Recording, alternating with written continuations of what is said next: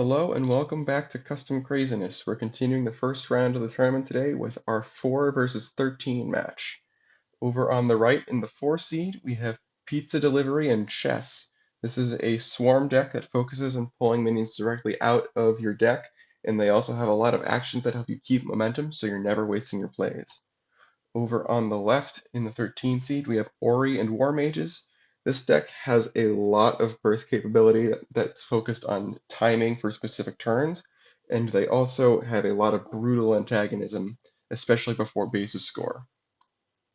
All right. For game one, we're using our low risk base deck, and the lower seed is going first. So without further ado, let's get started. We just have to draw our opening hands. All right, we do have a minion. Okay, and we put out our opening bases.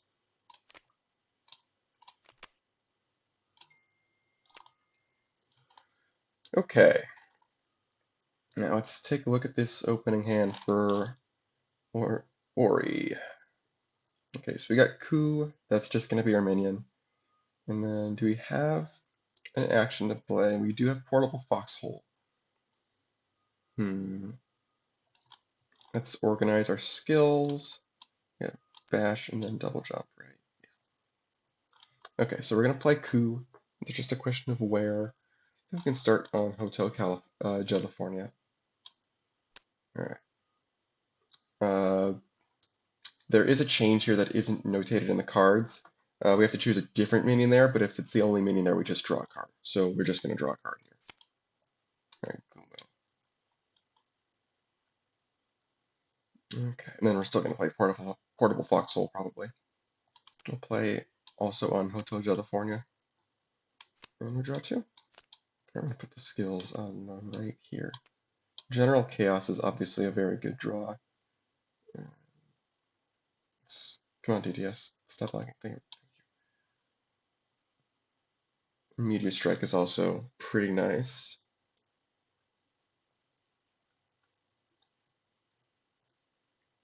Alright, what do we got over here?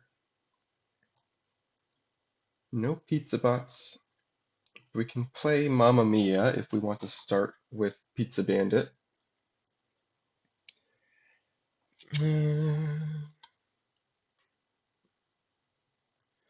Yeah, I think just playing Mamma Mia and a pawn on the same base is fine. I think we go for Ice Crown Citadel. We don't necessarily need to build up on California yet, and I think we'd rather build up on the 4-2. The philosophy here was that these guys have more removal, so they're more likely to be able to get a solo out of it, despite the 3 points per second, especially with the base itself helping them out quite a bit. So that's what we'll do. Play a pawn, and then we'll play Mamma Mia to play Pizza Bandit. Play him on Ice Crown. And I don't think we quite need to shuffle in Mamma Mia with Pizza Bandit's talent yet. Yeah, I actually will. Just to guarantee that we get that back eventually. Because Mamma Mia is quite a good way to get Pizza Bandit out. And what did we draw? We drew queen and a pawn. That's nice.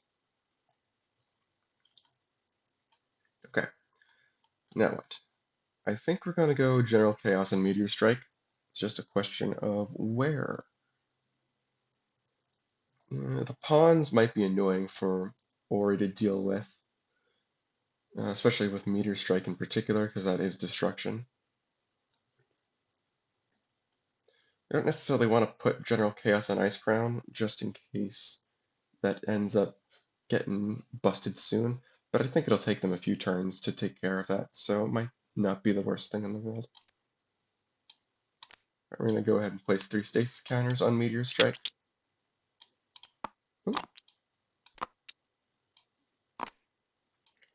And when we do that, we get to place a mark on a base. We'll place one on Hotel California. And that's it. Alright, Combat Cast is good, Combined Shot is also good. Alright. What do we got over here?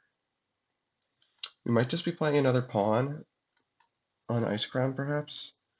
I don't think we're playing an action this turn. I don't want to play queen or knight, and there's nothing for extra cheese to go on. So either we play a pawn on Ice Crown or we play a pawn on Hotel California. And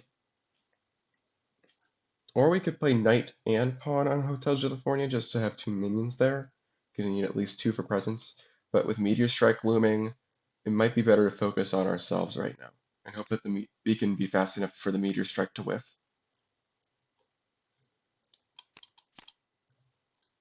Ooh, good. Old reliable. Now we can start getting stuff going.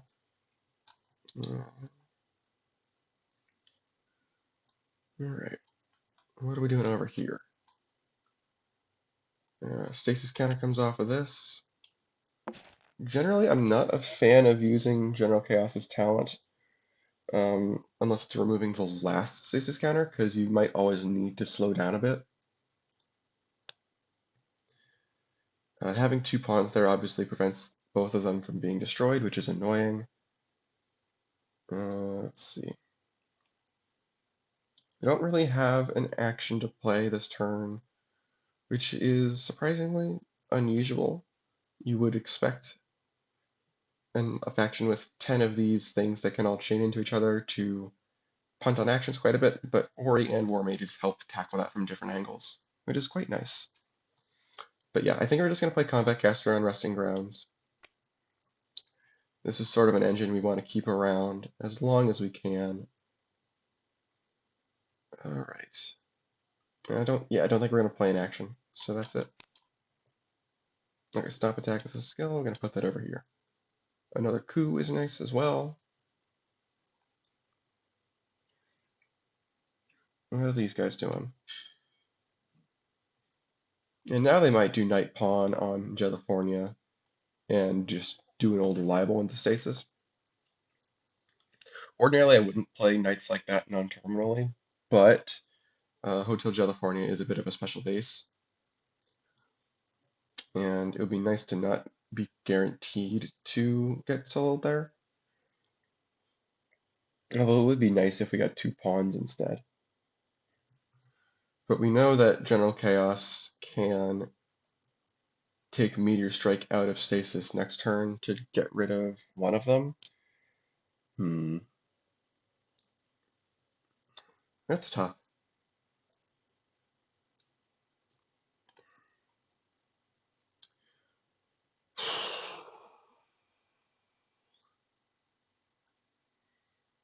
This is strange because we know that it's not likely for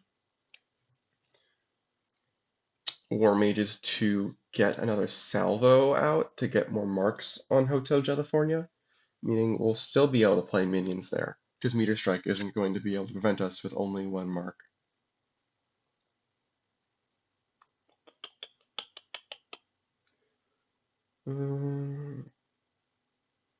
Well, these guys don't necessarily know that.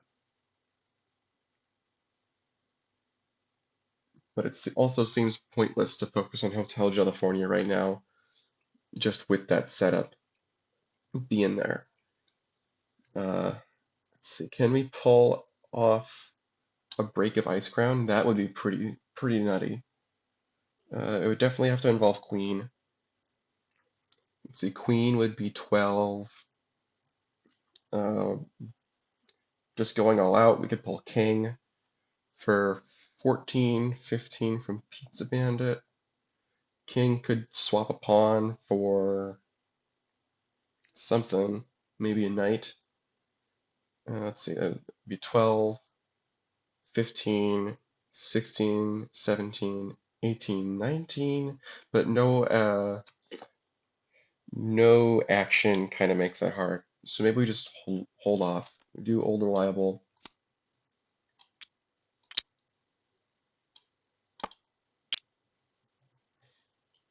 And then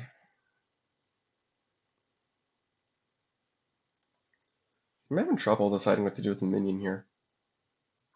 Because we can do stuff on Hotel California, but it might not be guaranteed to stick around.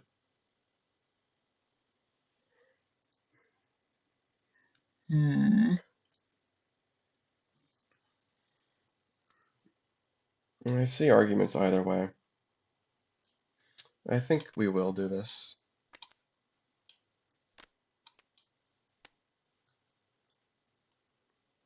Alright. Ooh, Weird Cravings Special. This is the cornerstone card of this deck, because chess has no recursion, and this is very good recursion. Alright.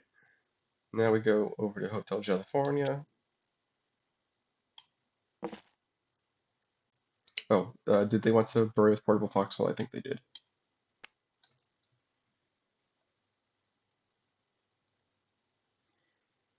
Now what are they doing?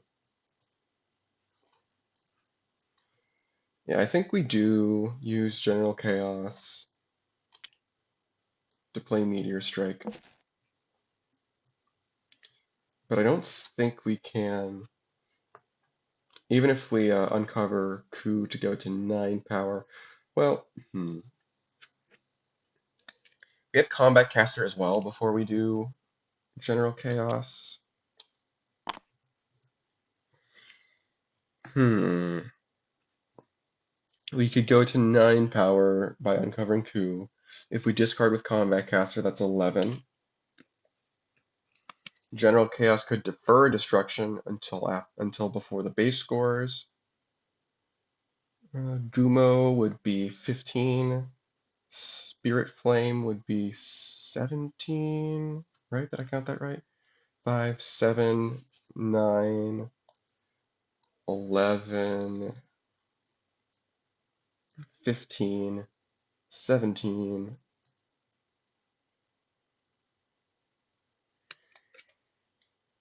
Yeah, we could. It would cost us General Chaos, though. Or we could bank on Stomp Attack hitting at least a 3.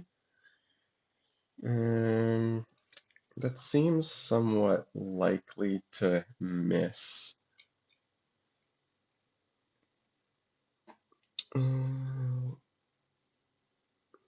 Coup would also be wasting its ability, unfortunately.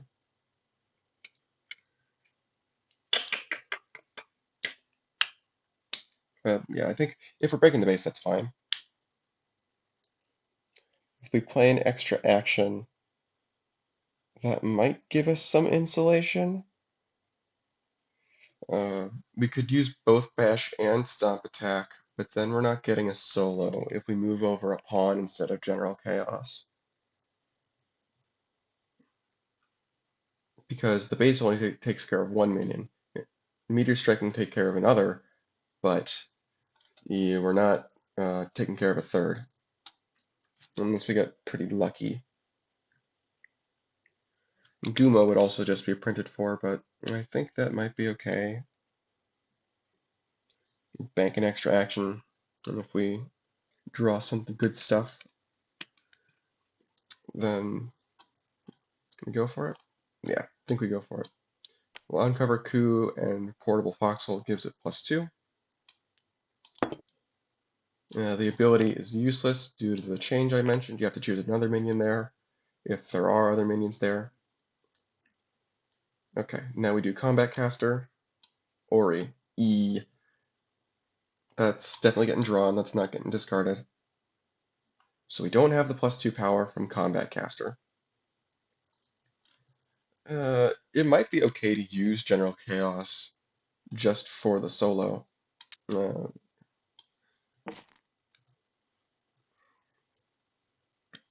we can still go... we could play Ori instead of Gumo.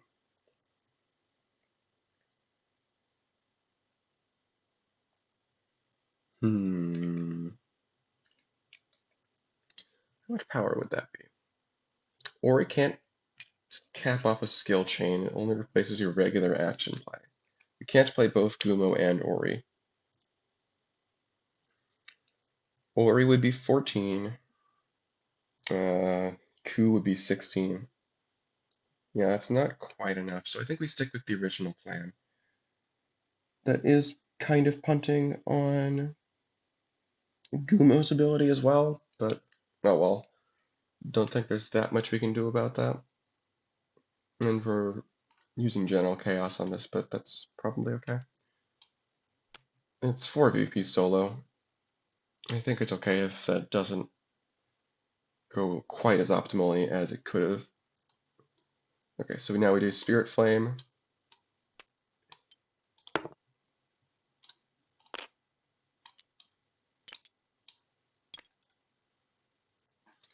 And then we do Bash. We will move General Chaos to Hotel California, and we'll move a pawn to Resting Grounds. Then we'll play Meteor Strike from Stasis. We'll attempt to destroy the Knight, but General Chaos will defer that to before the base scores. So we'll rotate the card to notate that. And the playing from Stasis part isn't going to be relevant because we're not getting more marks anywhere. Okay, but yeah, this is fine. Okay, before the base scores, let's see. I want to say that this is a mandatory effect once we decide to defer it. So that can happen before Hotel California. So we destroy the knight, and then Hotel California kicks in. So that shuffles the pawn in, which is the important part. And then these guys, we'll shuffle them up to decide who goes back. It's coup. Probably the worst hit. Definitely the worst hit. But the 4 VP solo is still good. Well, these power counters are technically still there, but yeah. Okay. Okay. That's that scoring. These guys can't do anything about this. Hello, TTS. Thank you.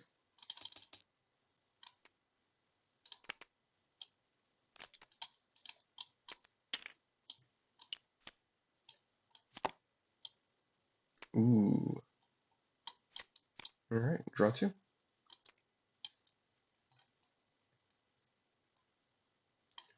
Stasis counter comes off of this. Formation getting broken up is unfortunate. They might want to try and go for resting grounds.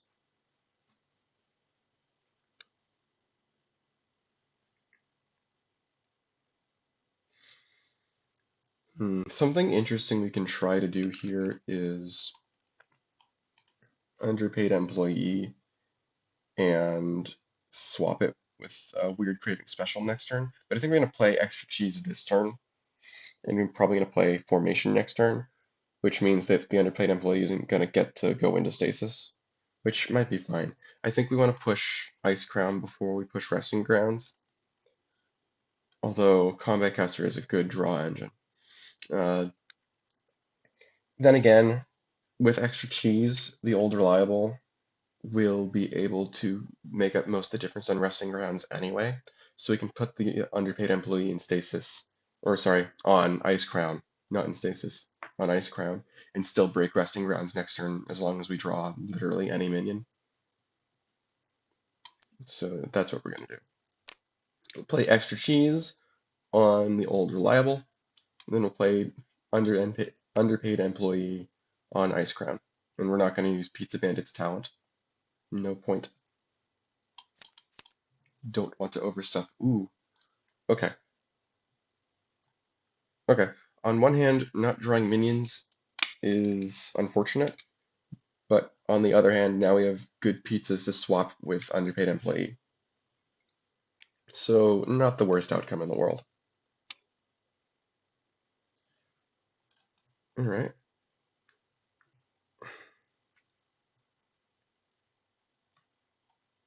This is a bit of a tough spot for Ori because they definitely want presence on Ice Crown and Resting Grounds right now due to the older Reliable about to drop out from Stasis.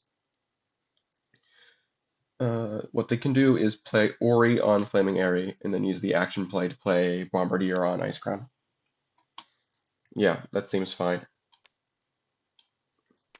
Ori, we'll search for a common action. Let's see, do we want Cabalistic Missile or do we want Wall Climb?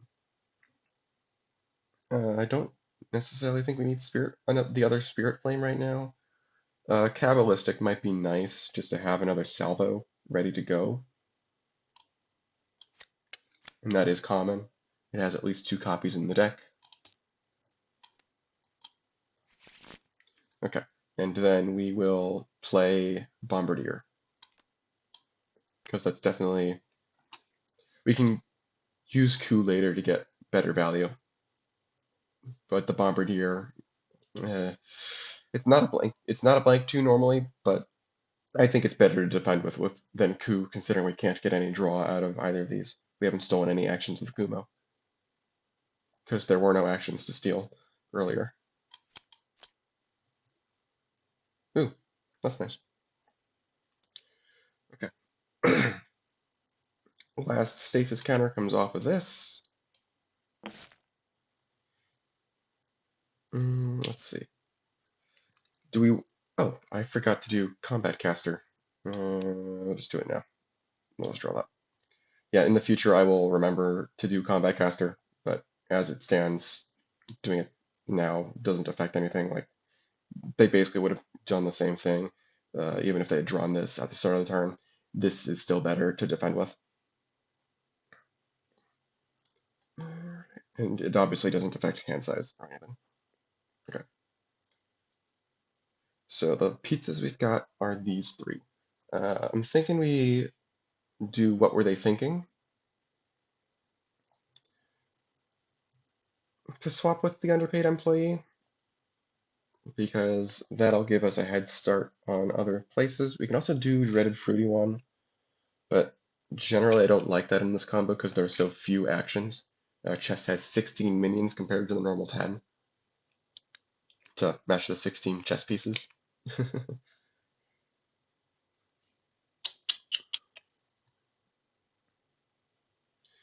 Anyway, let's focus on breaking, I guess, Ice Crown. We could technically go for... let's see, is there any possibility of a double score? We can do Queen to play a pawn for starters, or Pizza Bot.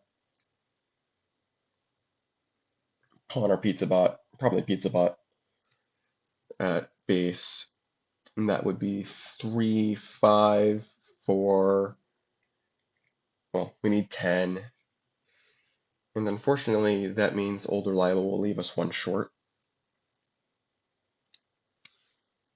So we could do Queen, King, and swap the pawn for like a bishop, since we don't need any extra power.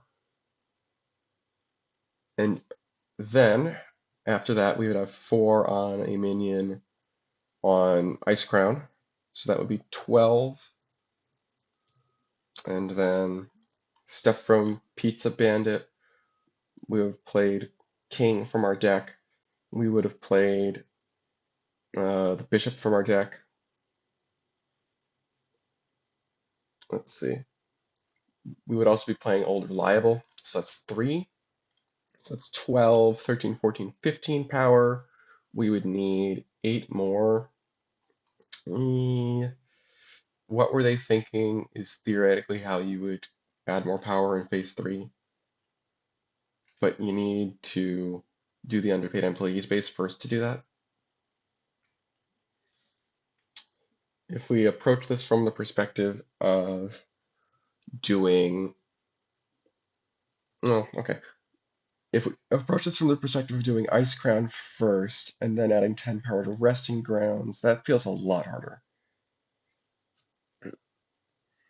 Yeah, that feels a ton harder. So maybe we just don't worry about it. Okay, so we just do the 8 power from Old Reliable with extra cheese on Ice Crown. So that's 16. Queen makes 19. Whatever she pulls makes 22. And then playing the Old Reliable from Stasis with Pizza Bandit makes 23. Yeah, okay. I think I just like that. So we can do queen to play uh, Pizza Bot.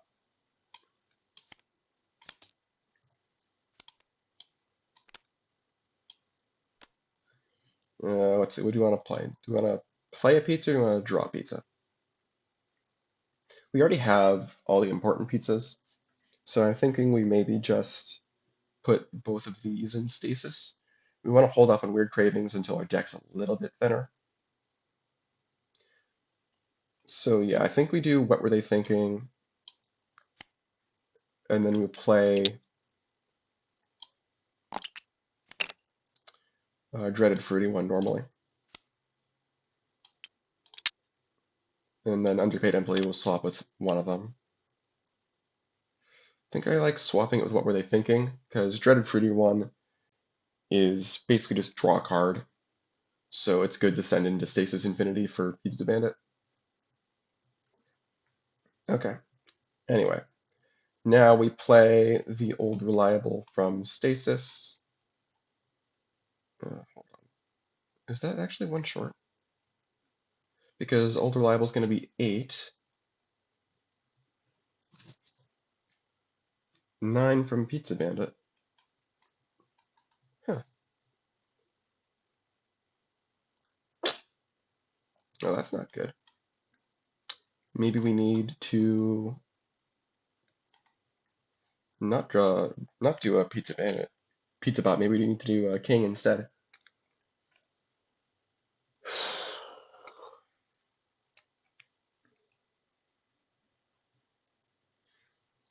Yeah, I think we need to do King instead of Pizza Bot to get the 1 extra power. That's too bad. Okay, so we back this up. I think we still take that one back. We'll play What Were They Thinking with our normal. We'll hold on because we could drop Bishop. That would make formation better potentially. Okay, so instead Queen will. Oh wait, no. This is fine. I just what I did is I forgot to add the power counter from Pizza Bandit for playing Pizza Bot. Yeah, I need to trust my math more. Okay, we do this the way we were doing it.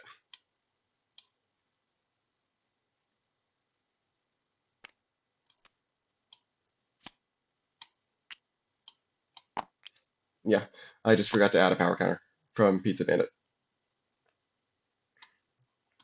Now we'll play the old reliable with extra cheese. So we give 2 minions plus 4 power. 1, 2, 3, 4.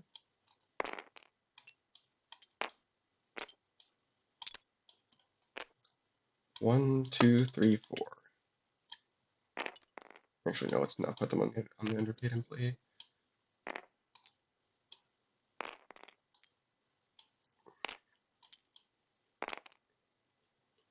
And then the last power is going to come from Pizza Bandit because we played old reliable from outside our hand.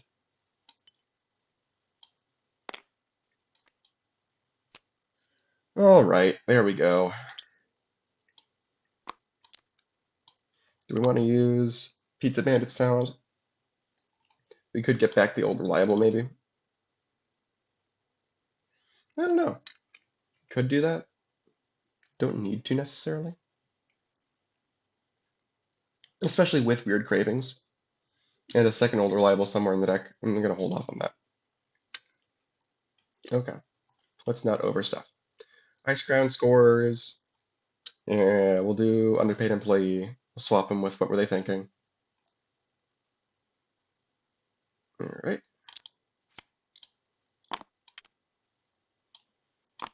And play an extra minion. I guess we figure out what it is first. Pizza Zombie. Huh. There is actually an argument for putting that on Ice Crown. Because if we read Pizza Zombie,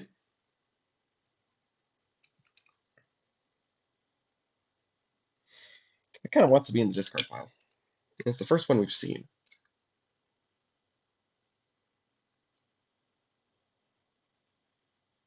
We'd have to wait 2 turns to play it at minimum.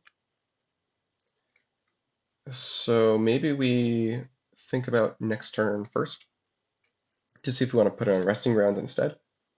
The thing about putting it on resting grounds is that Ori might be able to score it, and having 2 minions there would be nice. But if they do put the Pizza Zombie there, they'd have to add 7 power next turn, including Oomph from Pizza Bandit, but that seems hard without knowing what they're going to draw at the end of the turn. I think it might be good to put a second minion on resting grounds just for the sake of having 2 minions there.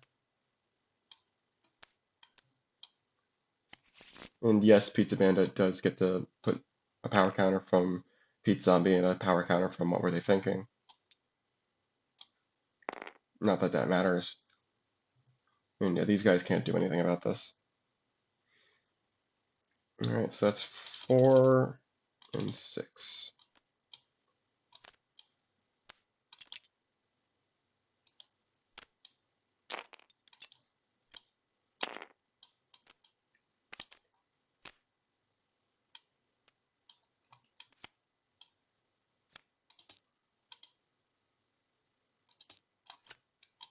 Ooh, Pandora. I like that base. Mamma mia. Okay.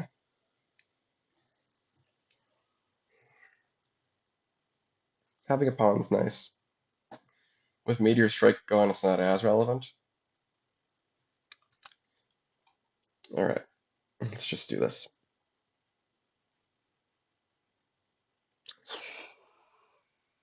What are they doing? I think they want to play Kabbalistic, put it in stasis, and just play cool. Oh, we have to do Combat Caster. Right after I said I was not going to forget it again. Combat Caster. Draw that. Most things are just going to get drawn. Oh, wait, unless... Can we break Resting Grounds this turn? If we discard it? Oh, it's other minions. Never mind. Definitely not doing that then. No point in giving Ori +2.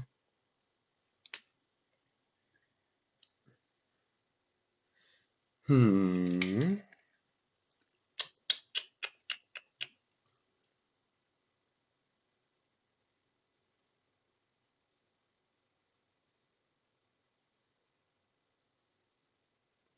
Hmm. It is entirely possible that if they put anything else on Resting Grounds, then Pizza just can go for it. They kind of want, what's it called back though? General Chaos back.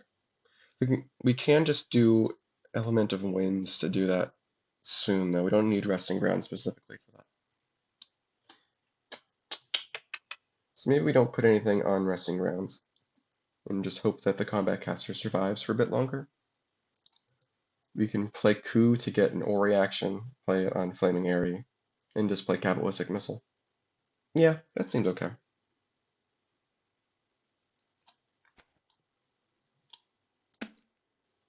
Yeah.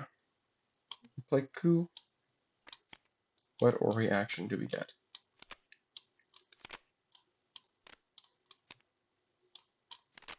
There we go, Charge Flame.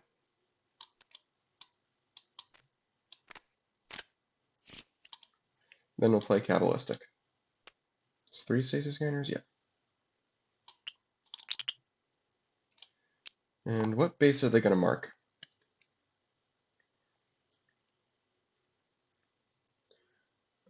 They're kind of hoping to draw another Bombardier to go with that. Seems smartest to mark Pandora. That seems like the most likely thing to be around in 3 turns. We could also do Flaming Airy.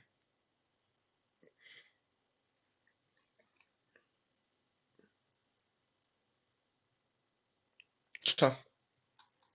I think we'll do Flaming Airy because we've already got more setup there. So it's more likely that we're actually going to be able to use this for Flaming Airy than for Pandora. Okay, and now we draw 2. 1, 2, 3, 4, 5, 6, 7, 8, 9, 10, 11. Let's organize the skills.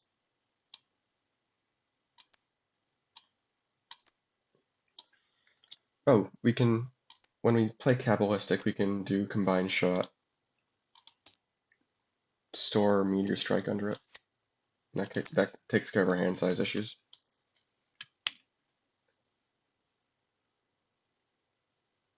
And restoring Meteor Strike.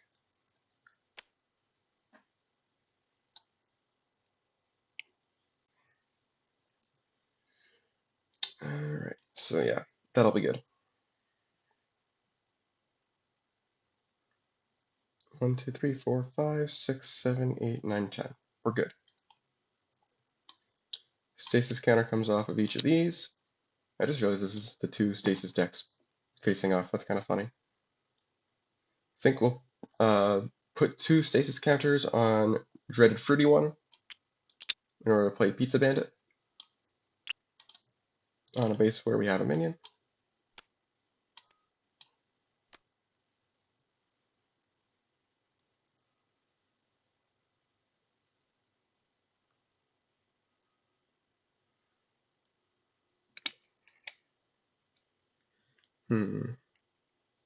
Something wild to consider is that we could put Weird Cravings in stasis now and play it next turn with Underpaid Employee.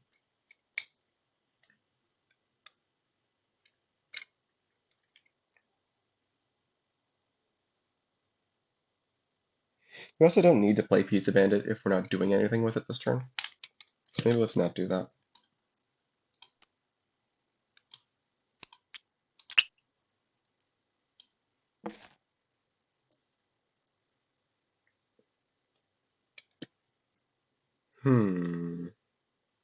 I guess we're just playing a pawn somewhere.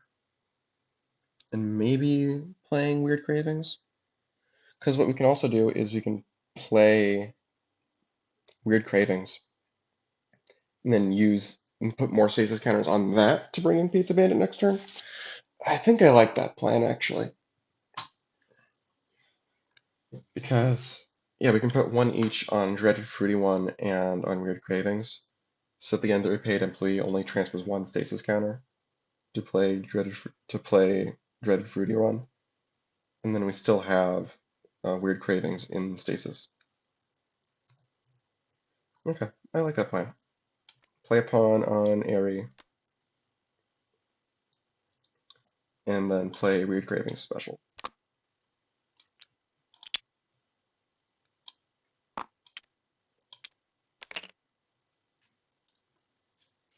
Alright, that's it, I believe.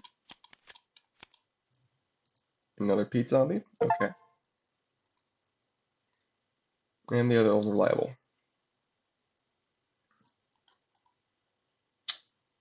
Alright, what do we got over here? The stasis counter comes off of this. Now that Weird Cravings is in stasis, they actually don't want to recur General Chaos because it's just going to get discarded again.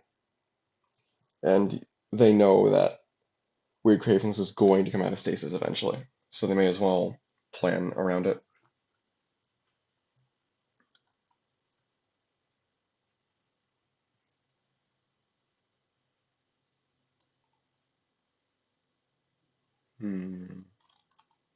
What are these guys? Oh, Combat Caster. Let's not forget.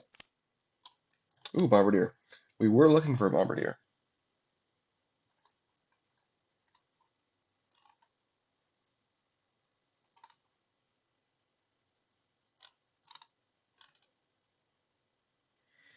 This is setting up for a really nasty combined shot now, because we're going to draw that.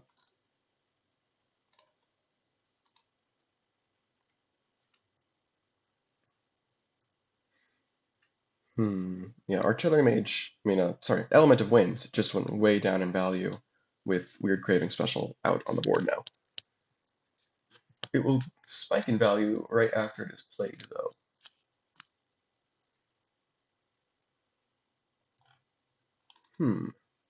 Do we have enough to break Resting Grounds? With Kuro's Feather, we probably do.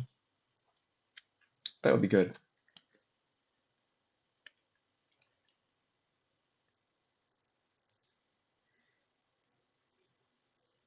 As long as we leave Ku there, that's fine, I think. There's no way we're getting that solo, right? We only have one removal card that we can play immediately. Yeah.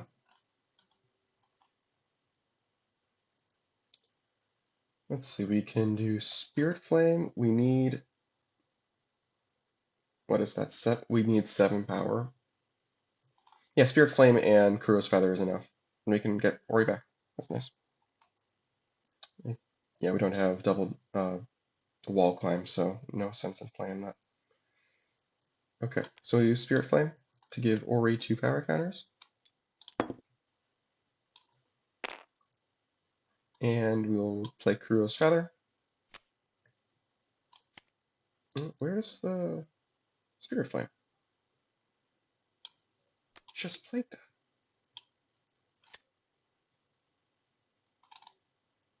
Where'd it go? Did it not actually exist? Oh no, it's just buried in the discard for some reason. Okay. Then Kuro's Feather to move Ori.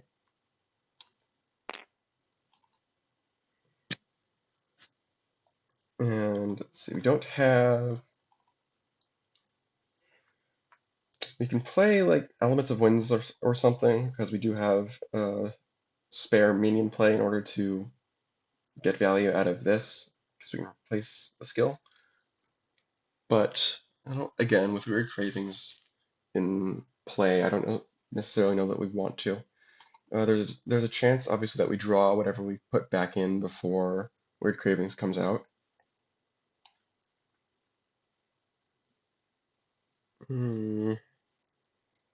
It's tough.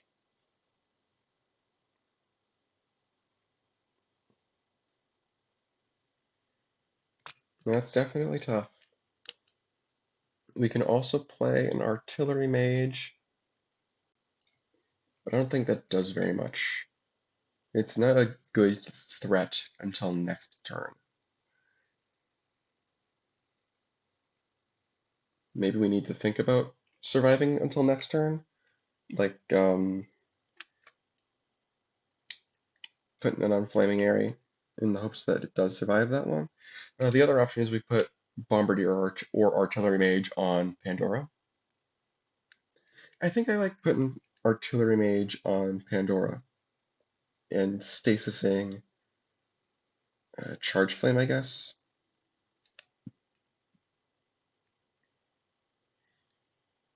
Obviously, we can also do Cabalistic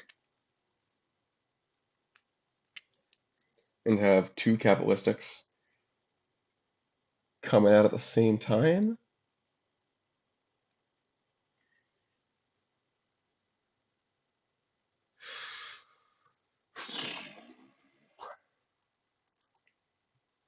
Can also do Instant Fortress. Instant Fortress isn't that big of a threat.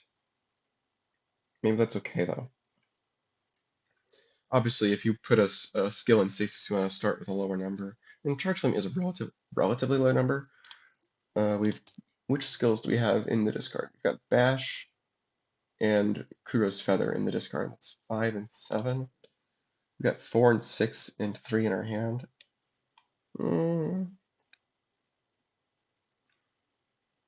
It's an idea. I would like it better if we had other elements out. Maybe it's still right though. We could obviously draw them. Although we want to play the Bombardier next turn. We can sack Ku for that, I suppose, if we want to place 2 minions in the turn. And we also have these guys as well, so that's worth noting. Oh yeah, we can replay Ori next turn. Sure. Yeah, we'll play the Artillery Mage now, and we'll put Charge Flame in stasis.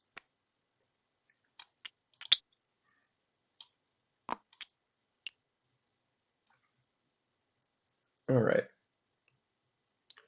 Resting Grounds is scoring. No specials are relevant, so we go 1, 2, 3, and 1. Pizza just has got to get a move on. Ori goes back to the hand, thanks to Kuro's Feather. Combat Caster does go away. These guys go away. We're going to put the Pete Zombie aside so that we know it's there. Like a Tenacious Z. Ooh, Shadow Realm. No, these guys don't draw 2. These guys draw 2. Yeah, no, they don't have to back information. Okay. Stasis counter comes off of all of these.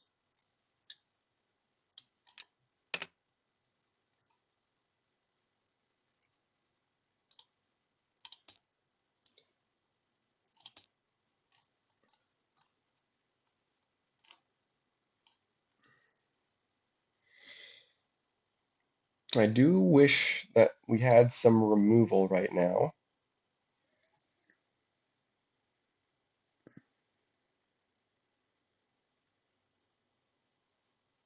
With coup there and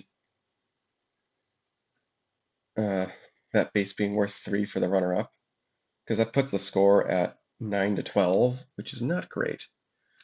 I think we could try to angle for a solo of Shadow Realm, but it's going to take multiple turns.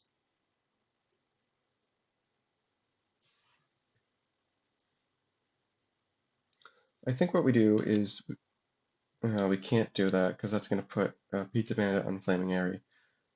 We can play Mamma Mia in order to play Pizza Bandit on Shadow Realm instead. It's tough.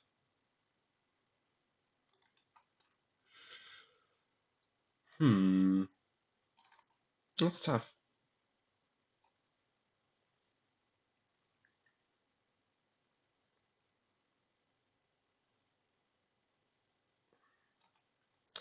Okay, if we did go for Flaming Airy this turn, how much oomph would we have for that?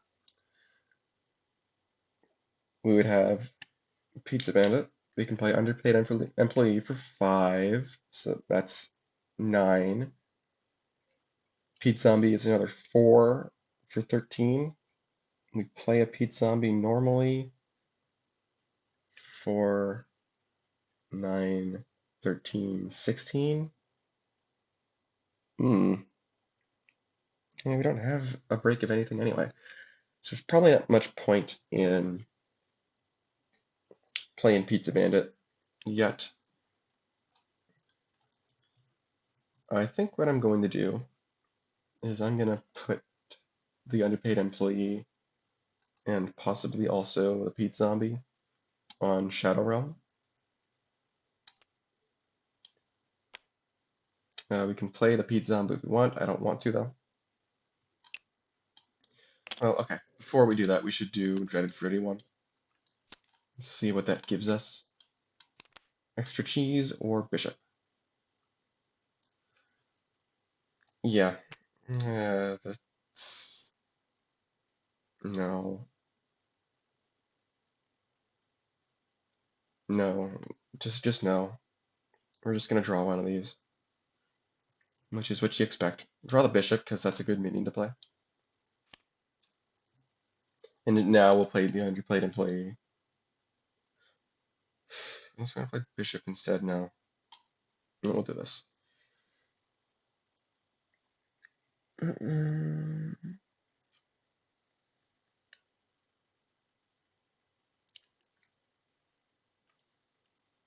They definitely need a solo right now to catch up.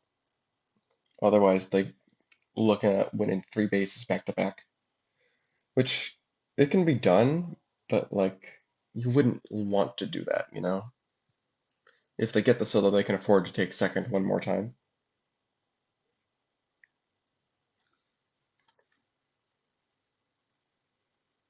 Yeah, then we'll just play a bishop on Shadow Realm. Let's just look at the top 3. Oh, we hit 1 minion. Top or bottom? We might want to put both these on the bottom. Outsource Delivery is a good draw card, especially with Pete Zombies in our hand. So maybe we keep that. We're playing an old reliable this turn, I think. So we might not be playing Outsource Delivery for a little while. But you know what? I think it's okay to keep that. I don't think we want the extra cheese unless we want to play it next turn. Which maybe we do, but I also think that we're leaning towards trying to win Shadow Realm next turn, and we're going to need a bit more oomph for that. So maybe that's an argument for putting outsourced delivery on the bottom as well, because those aren't going to help us win the base.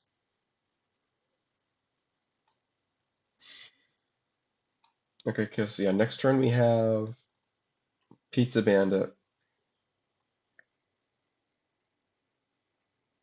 We're playing the old reliable with our action play.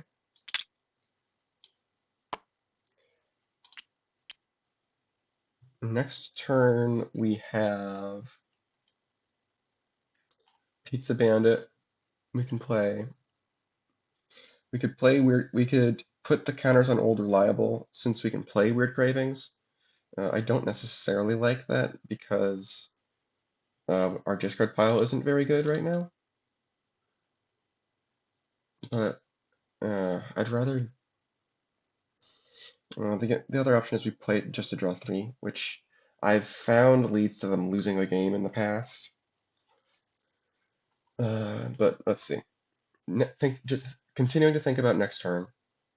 They'd have Pizza Bandit. They could play Weird Cravings and play Pete Zombie along with it. Drop my glasses. Hold on. There we go. Weird Cravings with the Pete Zombie would be 1 power, 4 power for 8, 9, 10, 11, 12 out of 18. Then we have Pete Zombie for 15. If we draw another 2, then that would be the 18. It's a bit of an if. It could be correct to do so. How many pawns have we used? 1, 2, 3, 4. So we have 4 pawns to draw, and we have 3 pizza bots to draw, if I remember correctly. So we're decently likely to draw A2 to play with formation. So yeah, I think I like that idea. We have a decent shot at a solo of Shadow Realm next turn if they don't put anything there. Okay, good. Pizza bot. That could get us Weird Cravings back if we play it for draw and then shuffle it back in, which is good to know. Good to consider. Okay, now we come over here.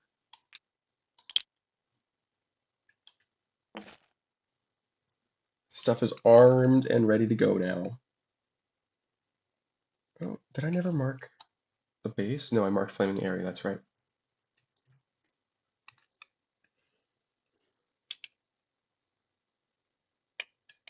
This is definitely a bit of a tough spot. Like, they definitely want to put a Bombardier down somewhere, and they would like to put Ori down, I think, somewhere.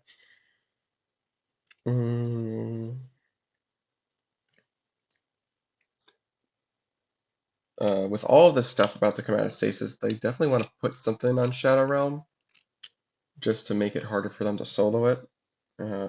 They do have some removal in the knights, but we have no clue whether or not they have the other knight. So putting down something bigger than a 2 seems pretty necessary, which probably means they're putting down Ori, which kind of sucks. Because I don't think we can do Flame and Area this turn. I think we have to wait till next turn for that. Let's see, what we could do is play Ori and play Bombardier on Flaming Area. And just call it there.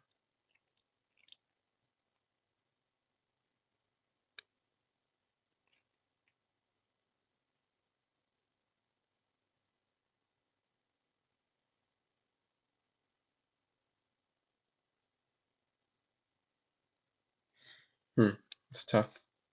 Tough to say. I think I'm okay with that plan, though. Unless we can just break Shadow Realm, that seems hard. That seems quite hard.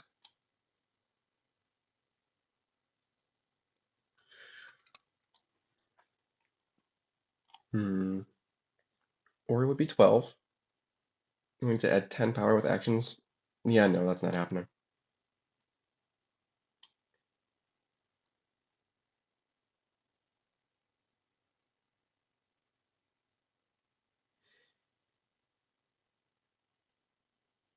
Hmm. Yeah, I think we just play slow. Because if we do this, then if we get the VP from Shadow Realm, then Flaming Area is a win. So yeah, that's probably good. Oh, we have to do Ori's on play.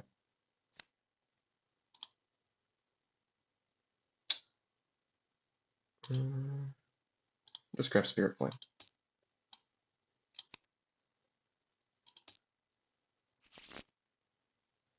Okay, that's it. I think they'll have to discard something. 1, 2, 3, 4, 5, 6, 7, 8, 9, 10, 11.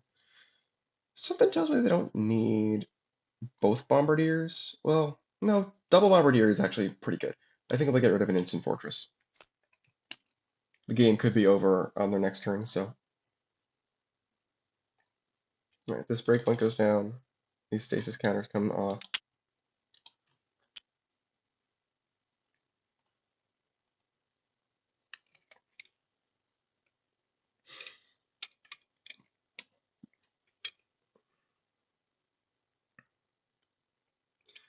Yeah, these guys are making the same calculation that Ori did, VP wise. If they had Queen, then, or even King, yeah, King would be more consistent. Yeah, there are a bunch of cards that if they had them, then they would probably. Wait, no, never mind. Knight only removes 2 or less, of course. Okay, so they're not getting rid of Ori, which means they gotta just hope. They can take power off of Flangmary by destroying the pawn. They can also try and double score. Double scoring, it might be their best bet here. Win Shadow Realm and win Flaming Area to remove the threat to win. The score would be they get 8 VP for 13. These guys get 4 VP for also no, they get 5 VP for 14. 13, 14 is not the worst place to be in the world, especially with Pandora out as a guaranteed 2 split base. Yeah, okay, so they're going to try and double score for sure. And they can put Pizza Bandit on either base. Underpaid Employee playing Old Reliable is going to come in clutch. So maybe we put Pizza Bandit on the second base we're trying to score, so we get advantage. We can take advantage of the extra power from playing Old Reliable from Stasis. This means we're playing stuff on Shadow Realm. We're just breaking that with raw power. We can do that with, for instance, just Bishop and Pete Zombie. Yeah, Bishop and Pete Zombie breaks Shadow Realm, and then Flaming Airy, we can play these two with formation for 10. Play this from Stasis for 11, play uh, this from Stasis for 11, this from discard for 12. This will be 15, 16. I'm going to come up with 3 more from somewhere.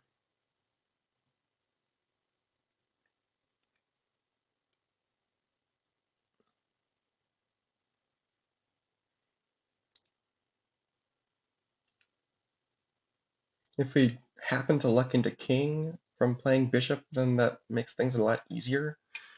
So maybe we just start there?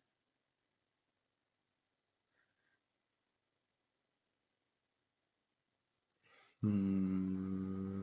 We know the bottom 2 cards of our deck, and they're not relevant. So there's actually only 17 cards we need to worry about. We can draw 3 from Weird Cravings, because King is in our deck, right? Yeah. If we get to King, then I think Bustin' Flaming Airy is pretty easy. Oh, Bombardier Breakpoint Reduction. Gotta make sure we count that. And this sidesteps the Artillery Mage, which is also nice. So we actually need 18. Let's do the math again. Make sure it wasn't 1 off. No, I think it was 3 power off, right? Playing Pizza Bandit over there. We play 1, this from Stasis, this from discard for 2 extra power, for so 8. and these from hand for 12. This makes 15. Yeah, so there's still 3 power off. Guess I counted it wrong before. If they got king, if they happen to get king, they can play king instead of a pawn, and that would allow them to generate 2 power from king's talent and any variety of methods to get 1 more power out of whatever they pull with king. So yeah, they're they have, I guess, 6 chances to draw. They should play Weird Cravings first in this regard. So we'll play Weird. No. So first, start a turn. We do stasis counters, 2 stasis counters on the old reliable to play Pizza Bandit on Flaming Area. Well, yeah, yeah. We have to do this one first if we're trying to leverage Underpaid Employee, because that's the one that allows us to play something in phase 3. Okay. Now we play Weird Cravings to draw 3.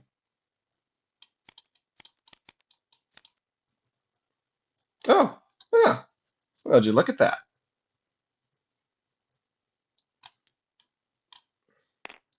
Counter from Pizza Bandit.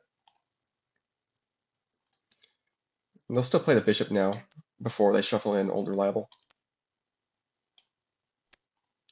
Look at the top 3. Pawn. Pizza Bot. Draw 2. Awesome. Third turn in this game around now. And it doesn't matter where we put the Pete Zombie. Oh, when we played the Pete Zombie from Stasis, we should have played the Pete Zombie from the discard pile.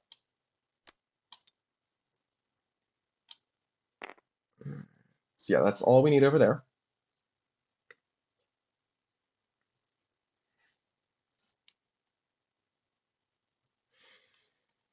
All right. Now we do Flaming Area stuff. We still have our action play, which will play Formation to play. Actually, no. First, we use Pizza Bandit to shuffle in Weird Cravings Special. Then we play Formation to play King and Pizza Bot. Pizza Bot will draw a pizza from the top of the deck, which I think has a high likelihood, if not a guarantee, of being Weird Cravings.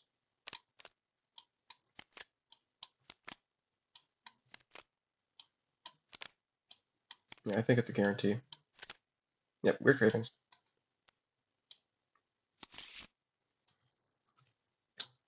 And then we can use King and destroy the Pizza Bot. Destroy the Pizza Bot. Search for a power 3.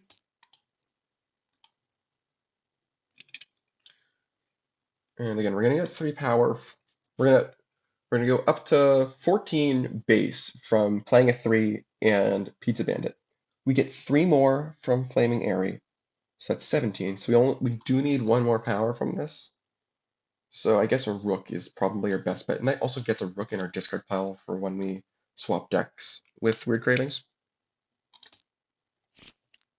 So yeah, it's gonna be a little bit overkill, but that's okay. Pizza Bandit. Rook has +2.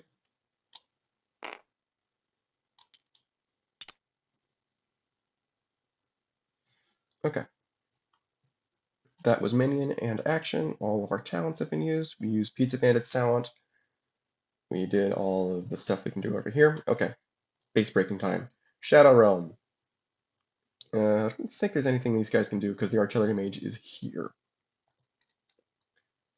So this guy will swap out. We play Old Reliable for 3 power.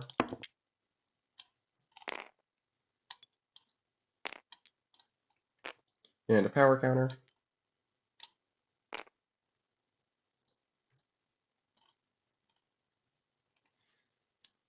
Alright.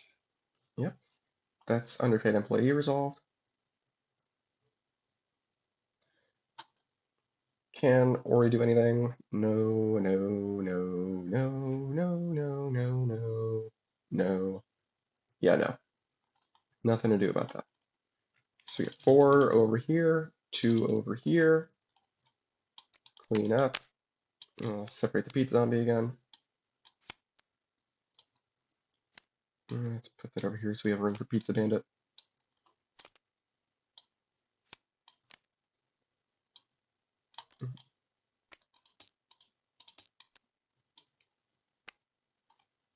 And then we score Ori.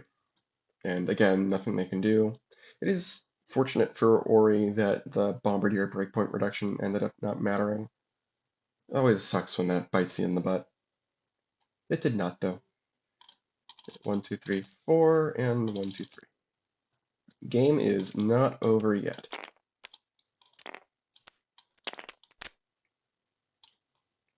Ooh.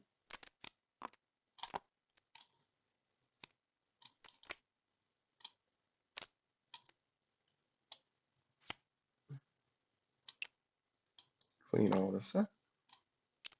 Ooh. Here we go. Oh, the smoke pit. That's probably what Warrior's going to be going for. Now we draw 2. 1, 2, 3, 4, 5, 6, 7, 8, 9, 10. Good on hand size. All right. What are these guys doing? All of this comes off.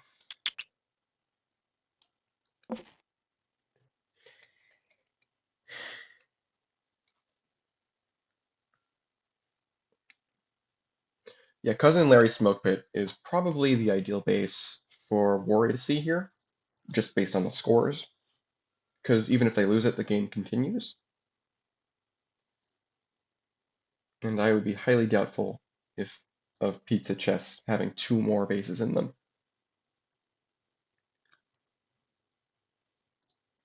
You still do want to be a little bit careful. You don't want to go completely gung-ho. Unless they can just break it now. That'd be funny. And they can just break it now. How would we do that? Gumo. And we've got all this stuff. Oh yeah, they can probably just break it right now. Gumo is 4. This is 7. This is 10. 12. Uh, hmm. It's not guaranteed, actually.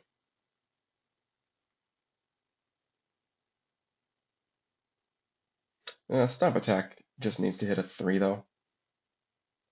Yeah, that's probably good. Gumo. Well, I guess we'll do the skills first. Spirit Flame. Do we want to shuffle stuff in? Yeah, I guess we may as well. Don't need these.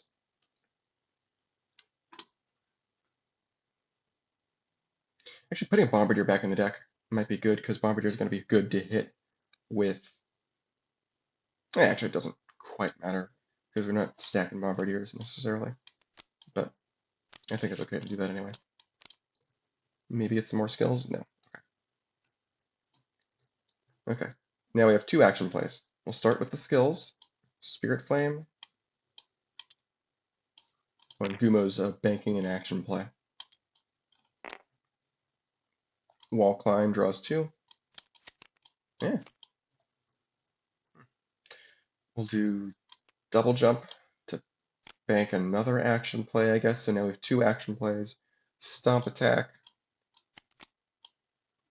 Artillery Mage. Cool. It's not going to matter much. Put this in stasis, I guess. And that's all we need from Stomp Attack. And then we have Cabalistic Missile for 6.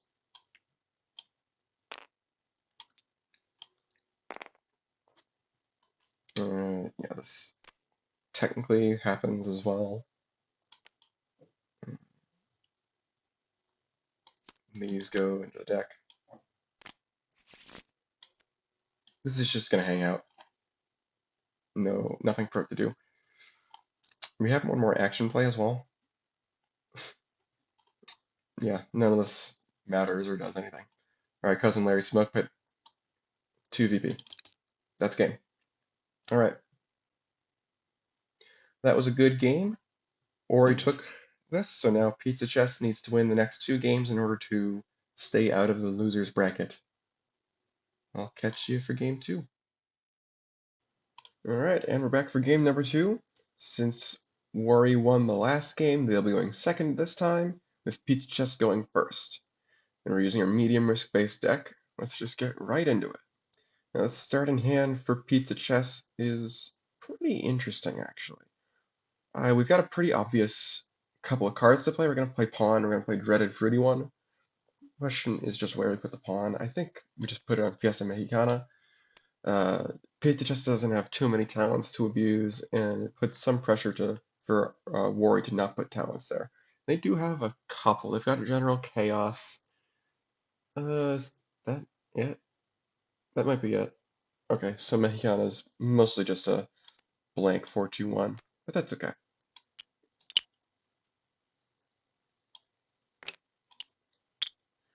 All right, and that's it. Over here, what do we got? Bombardier, Caballistic Missile. Which element is this? Elemental Winds, great. So useful. So I think we're just going to do Bombardier Ballistic Missile. Also targeting Fiesta. Yeah, these don't seem very useful right now.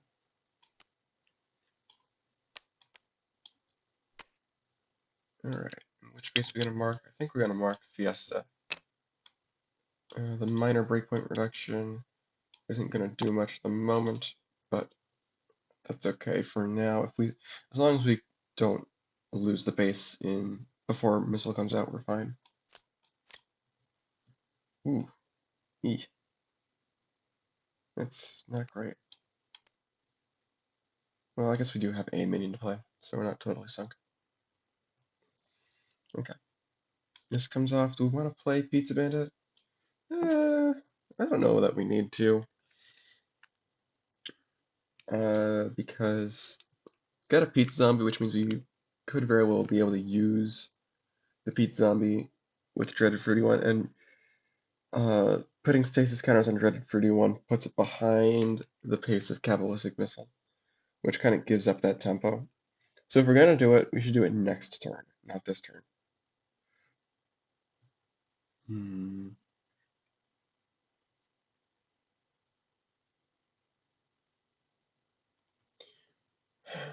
Extra cheese is kind of where I'm at. We might end up just playing the Pete Zombie normally anyway. I think I'd rather use extra cheese now than save it and then not get use out of it later. So we'll attach extra cheese to the dreaded fruity one. And do we really want to play the Pete Zombie normally? Considering we can play it for free next turn, it's probably better to hold off. Okay, cool. Now we have more reason to want Pizza Bandit out as well. Alright, we lose a counter from Missile. Let's see, they're gonna play Winds somewhere, probably Winters or Doubt, and then just play Waterhammer or something. Yeah. I don't think there's much reason to move anything. Yeah. Do Waterhammer.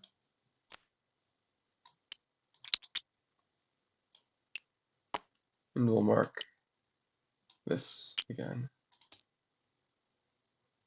And the reductions coming from the Bombardier. Alright. Okay, cool.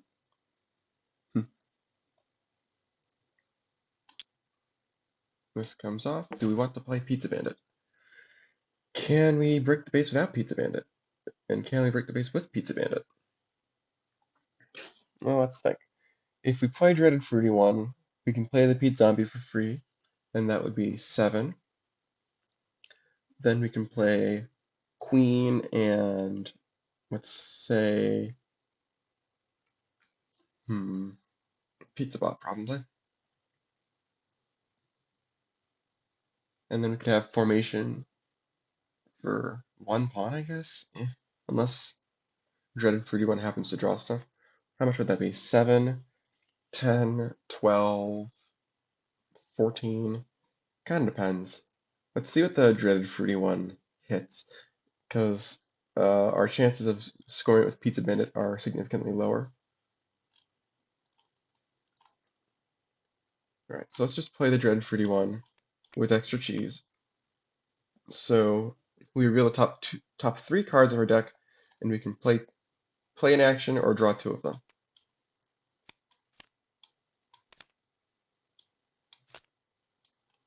Interesting. Kind of like the idea of drawing old reliable and pawn. Let's think. So if we do that, we have a second 2 for formation.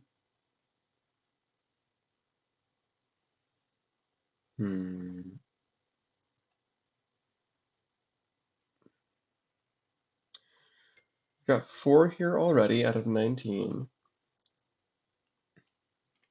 We can just play the old reliable instead and hold off. That doesn't necessarily seem smart, though. We learned last game that Pizza Chest does need to play from the lead, because if they start falling behind, they might not be able to catch up.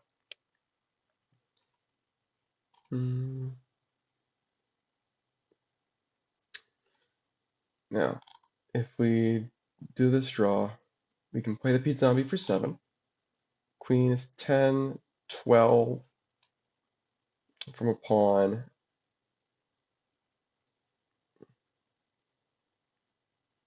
And then formation would be 16 out of 19. I guess what we could do is queen and draw king, especially if we put Pizza Bandit out next and over the next couple turns, we can get some of those cards back.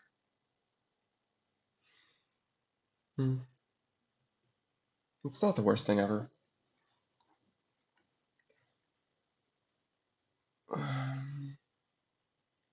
Either way, I think we're doing this as our draws, so that we can fill out formation. And then when we play the dreaded fruity one, we'll play Pizza Zombie for free. Then our normal minion will be Queen, who will draw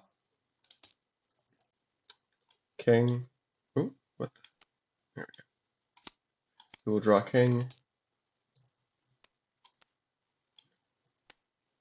King will X. If we do Rook, that's 13, 14, 15, 16. And we only need one more 2. So Rook's overkill. Let's see, we can do Bishop and Gambit for another Bishop, just to really get some card draw going. It's not the worst idea. Gambit for another Bishop, and then formation for 2 pawns, or Pizza Bots as the case may be, if we draw those from the bishops. Yeah, that's not the worst thing in the world. It uses a lot of material right now, but we'll be able to get Pizza Bandit out pretty quickly to get some of those cards back. And Pizza Chest is fine with burning through stuff since they can just get it all back with Weird Cravings Special. So yeah, King will destroy the pawn, and then we need to search for a 3 power and play it. And then when that happens, we'll also play Gambit. So we're looking for 2 3s, which will just be both bishops.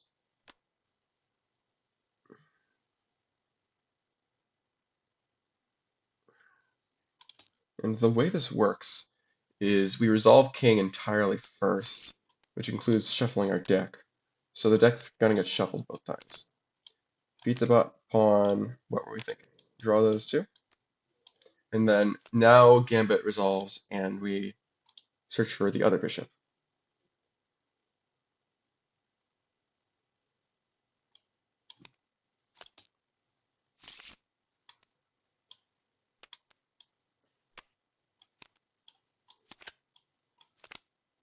Okay, no more twos, but that's okay.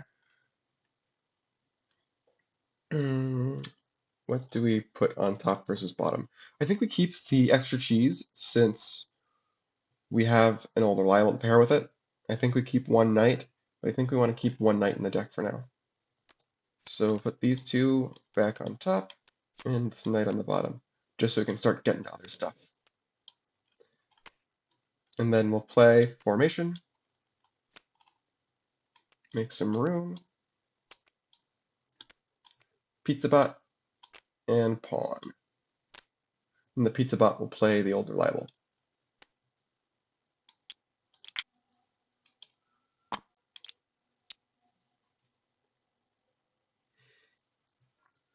All right, this is scoring. War can't do anything. So we got 4 and 2.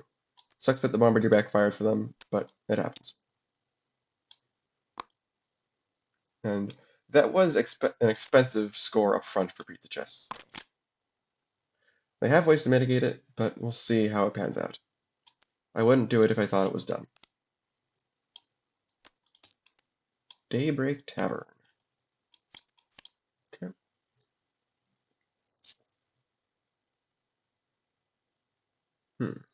Okay. Oh, we're gonna separate out the Pete Zombie as well so that we know we have it. Right. Stasis counter comes off of each of these.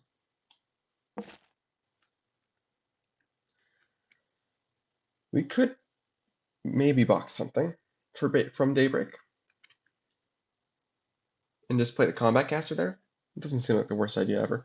Oh, another thing in favor of doing this is that now it makes Towers of Eternia more enticing. Like there's actual stuff to do with it. Yeah. As far as what they're gonna box, I think they'll just box Coup to draw 2. Yeah, would you look at that? And they'll play Combat Caster. Do they want the Bombardier back with Element of Winds? Eh, meh. I say no. They'll just forego the action, I guess. Yeah. Okay. Alright, now these guys are doing the same thing with regards to Daybreak. They're probably going to try and go for Daybreak next anyway, that or Towers of Eternia. So the long-term plan here might be to play pawn there this turn, and then next turn bring in Pizza Bandit, so that they can start getting stuff back that they don't necessarily need with Towers of Eternia. Okay. So yeah, that stays off for now. We'll box a pawn with Daybreak Tavern, draw 2. Ooh. Hmm. If we had an extra action to fill out with Pepperoni, I would probably play him.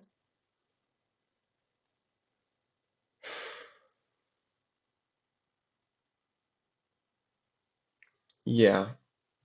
From as it stands, I don't think I'm going to play him yet, especially since we're not expecting that pizza to drop out of stasis soon, since we're going to use it to bring in Pizza Bandit. So yeah, we'll just play the pawn there, since we have to play a minion there, and we'll play extra cheese on the old reliable. Okay. Stasis counters come off. They're definitely going to try and do some stuff here.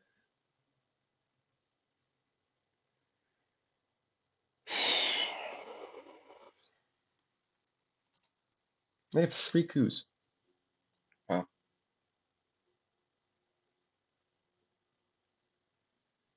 Can't. Oh, let's do combat caster. Yeah. It's all. This is actually mandatory, so it has to go before daybreak anyway. Ooh, Bombardier is probably a good draw because that's going to allow us to play more extra minions with Cabalistic.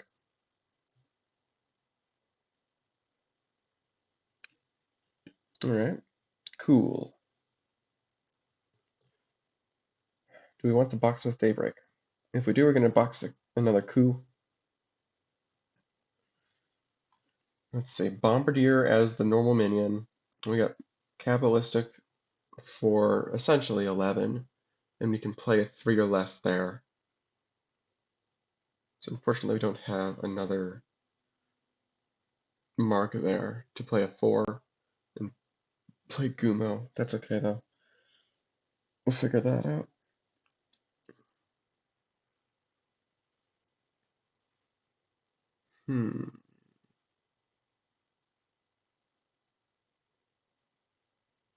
Could they go for towers instead? Bombardier on towers. It wouldn't be totally useless. They could play a Bombardier and Cabalistic again from the discard pile with the ability.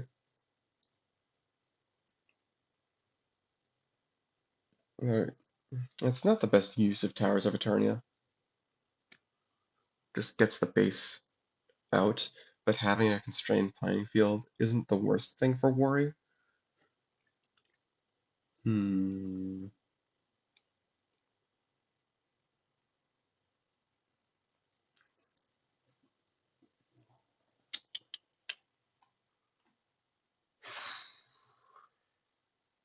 Yeah, they're not breaking Daybreak without chancing some draws. I don't think they really want to go for towers. If they hit a Bombardier on Stomp Attack, that would be another 5.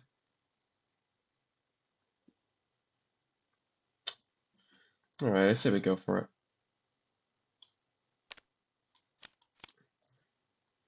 Yeah, especially since now... Okay, yeah, now we have a minion to fill out the extra minion from Cabalistic anyway. Okay. Cool. So let's just do the math again. This is going to be 8. This will be 11, 13, 16, and then we have normal action that needs to cover 6 power.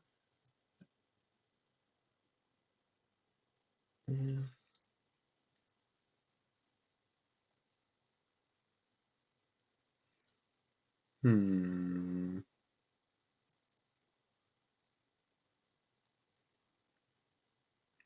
Stomp attack is the only really useful one. Let's see. What are the bad hits on stomp attack? There are no more coups to hit, so that means everybody's worth at least 3. So then we can use Light Burst for another 3. Yeah, so it is guaranteed. Cool. So we'll play Bombardier. We'll play Cabalistic. We'll give the Bombardier +3 and convert that to marks.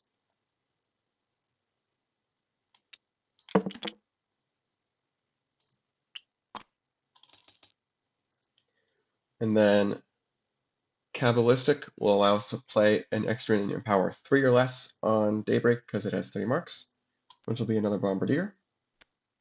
And that Bombardier also drops the breakpoint. And then we have Stomp Attack, play main at the top of our deck, Element of Warmth.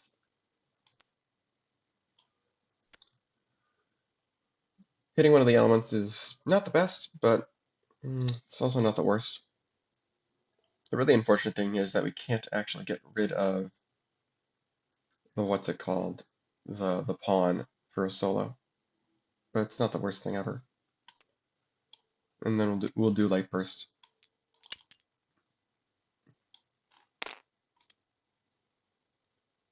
Oh, you know what? You know what we could have done? What we could have done is light burst on the other bombardier and convert that into marks, and that would be another 6 mine. Yeah, you know what? That would be better. Um, that is deterministic. That doesn't rely on the power of what's plate with stomp attack. That would definitely be better from an optimal play perspective. So we're gonna go with that. So element of warmth is somewhere in the deck. We don't know where. But yeah, we're not gonna play stomp attack. We're just gonna play light burst to give the bombardier +3 that hasn't been given power yet, and convert that into marks as well.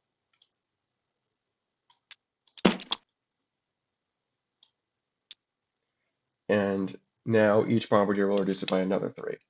1, 2, 3, 1, 2, 3. Yeah, this is a lot better than using stomp attack as well. Yeah, because we just don't need to. Okay. Yeah, we're trying to play optimally here. And if I see better lines, then we're going to do that as best I can.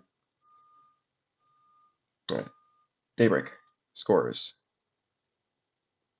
Nothing these guys can do.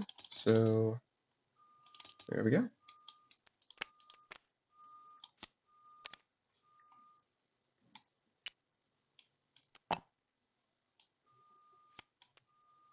That does suck for Pizza Chess because now they have no minions in play, so they can't bring Pizza Bandit in. Crypt of the Necrodancer. Okay. Nope. Nope. Nope. Yep. Yep. Nope. Yep. Okay, that's pretty standard.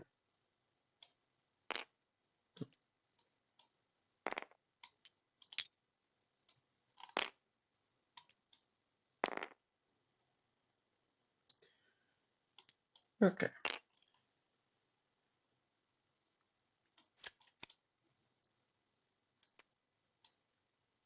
Bring that over there. Okay.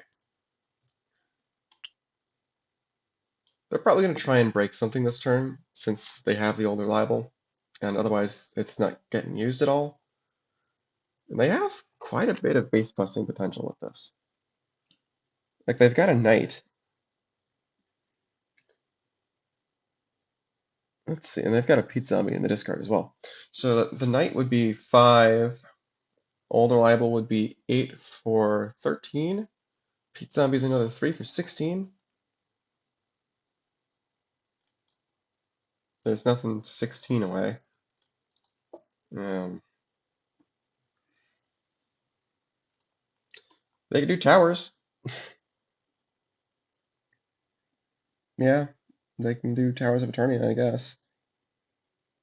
I guess they can play Outsourced Delivery first and see what they get. Especially with Winter's Redoubt sticking around. They can do Pepperoni instead.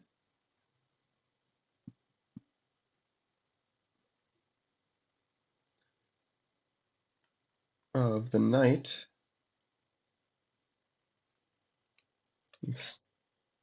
Still play a Pete Zombie. Let's see. Outsourced Delivery does give us bodies for Winter's Redoubt as well. Let's see. If we do that, we can discard something. I'd prefer not to do that with Pepperoni and forfeit the extra action, but we may need to. This is leveraging the cost on outsourced delivery, obviously. Okay, so what we're saying with the knight, we've got 5, this makes 13, 16. There's 3 here already for 19, so we discard a 3 with outsourced delivery, which is the second Pete Zombie. Oh, that's perfect. Okay, so we'll do outsourced delivery's talent. Oh, Rook. Does that make this more efficient? If we discard the Rook instead? We play rook there, so that we're discarding something now. So the rook would be there for 3. Knight is 6, 7, 8, 9, 10 from rook. Pete Zombie is 18, 21. Yeah, no, rook doesn't make it more efficient. May as well just discard a Pete Zombie, and Winter's Redoubt will place it on that base, since we're just discarding without source delivery, and then using Winter's Redoubt to place it there instead. Then we'll play a knight normally. Pizza Bot will draw a pizza. Weird Cravings Special. Perfect. Okay. And now we play the old Bible with extra cheese. 1, 2, 3, 4. 1, 2, 3, 4.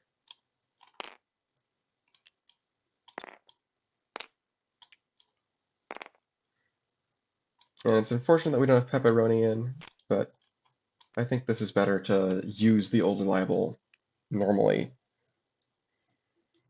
All right. And then, yeah, Pete Zombie gets played with its own ability. All right.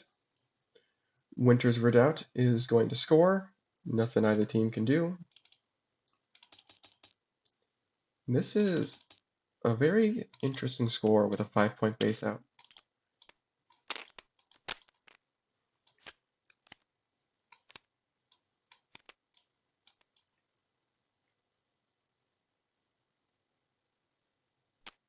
Nice GTS lag.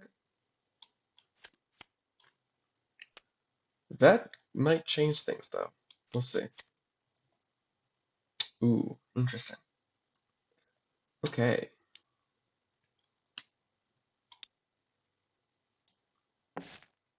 Stasis comes off a Water Hammer.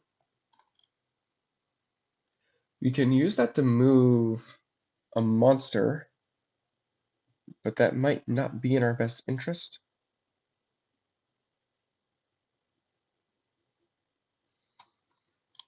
So what can we steal from them? Oh boy. What would extra cheese do to some of our salvos?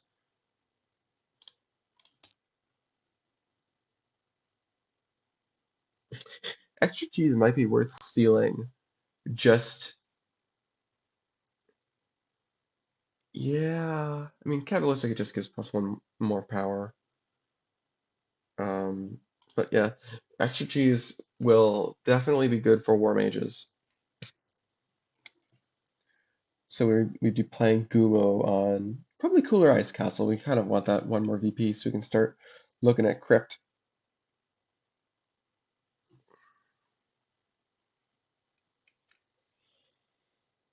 Hmm.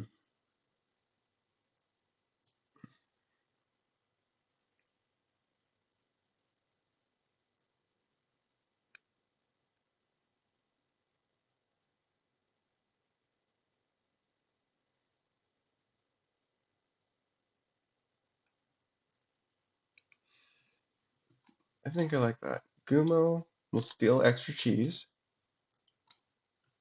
Not a card you would normally expect to get stolen from you, but this is definitely a good deck for stealing that in particular. Top 5 cards for your deck. 2, 3, 4, 5. I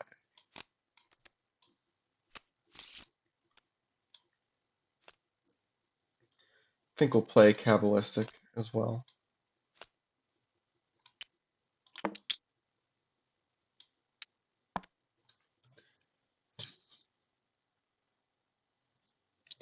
Let's see, do we want to play Waterhammer? It doesn't matter, I guess. Yeah, Waterhammer just doesn't matter unless we want to move a monster. Which, it might not be the worst thing to do to protect Towers of Eternia from being messed with, because I think it favors Pizza Chess a lot more than it favors Worry. So we'll do that.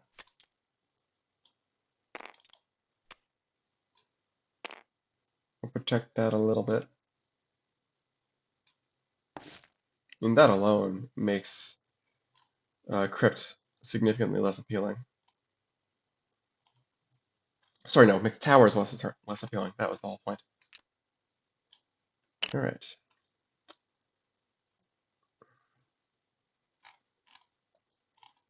And that's it.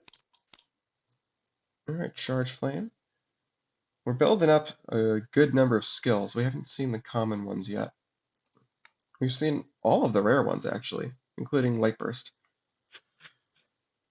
Missing combined shot here right after playing Kabbalistic is unfortunate.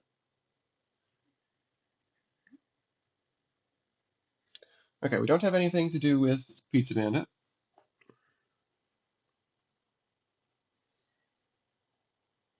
Hmm. I'm thinking what we do is we put PizzaBot on Crypt and then play Weird Cravings and What Were They Thinking? Because then we can put Pizza Bandit out next turn by putting stuff on What Were They Thinking? Now the other option is Pepperoni, but that slows down how quickly Weird Cravings comes in, and Weird Cravings is going to be really valuable.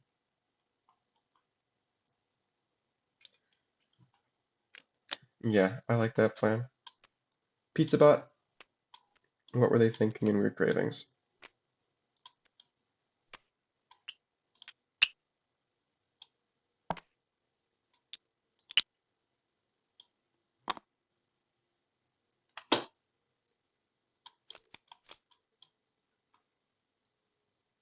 Hello, TTS. Thank you. Okay. Counter comes off of this. Can they do the 10 now?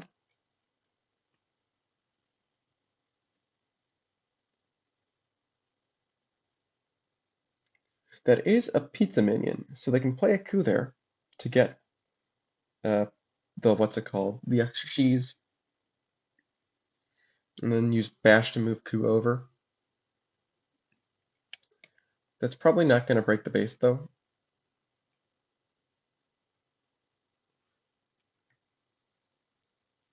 So maybe we just play coup now in preparation. We can also play charge flame now to prevent Pizza Bandit from coming in. Because that might be important. Oh, they forgot to use underpaid outsourced delivery. They absolutely should be using that.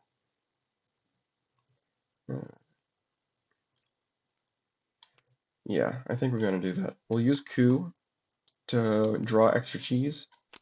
Oof. It's unfortunate that all of this good stuff is in the stack. Especially portable foxhole in the endgame.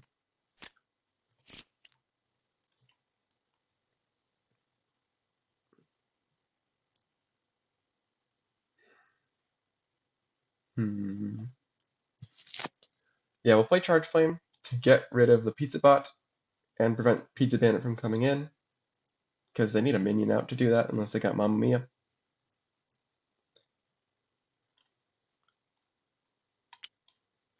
And preventing Pizza Bandit from coming in is going to help more than it looks like, probably.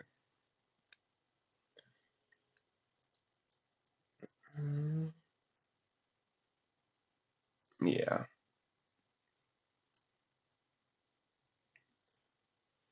I don't think we necessarily need to do anything else. We can also destroy the ghoul with Charge Flame to get a treasure. It's a little bit risky since we're playing the long game and hoping that we can break Cooler Ice Castle before they can muster something on Crypt. But with Kabbalistic Missile coming, we've got Bash to move another thing off. I think we can stall for a bit. Charge Flame will destroy the Pizza Bot, and Crypt of the Necrodancer will destroy the Ghoul. It goes on top, and Worry gets a treasure. Oh, Halitosis. That could be a game-winning card for them.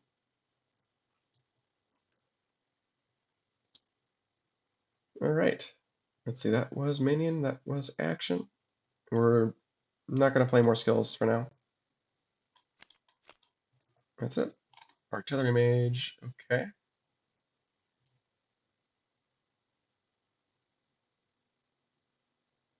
Hmm. Okay. Cool.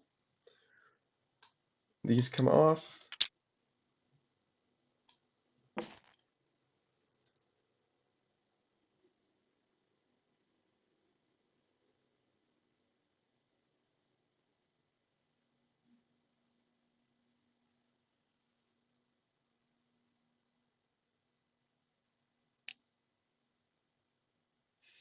Hmm.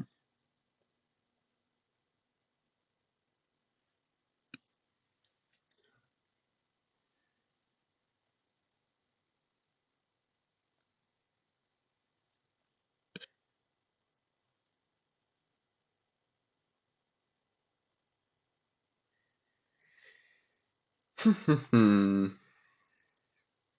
They can probably play pepperoni, and it's not the worst thing that they probably won't have actions to fill it out at this point. They just want a bigger footprint to guarantee Pizza Bandit comes in next turn.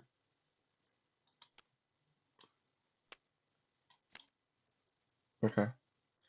And then we'll draw with outsourced delivery. Oh, Mamma Mia. Well, that solves that problem.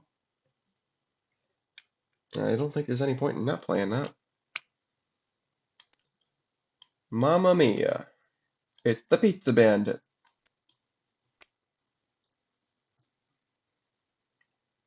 Now, with Weird Cravings coming out next turn, we actually want to shuffle in things we don't want in our deck. Do we want to play Formation now? That's possible?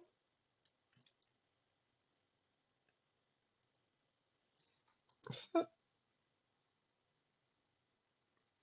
Okay. Yeah. Mamma Mia. What do we do? Do we play Formation with our extra action play from Pepperoni? To play the two pawns there? Just kind of lock down? Hmm. Is there anything else in our discard pile we're not going to want in our deck when we get the shuffle? Probably not. I think most of this is okay, so we'll just shuffle back a Pete Zombie with Pizza Bandit's talent.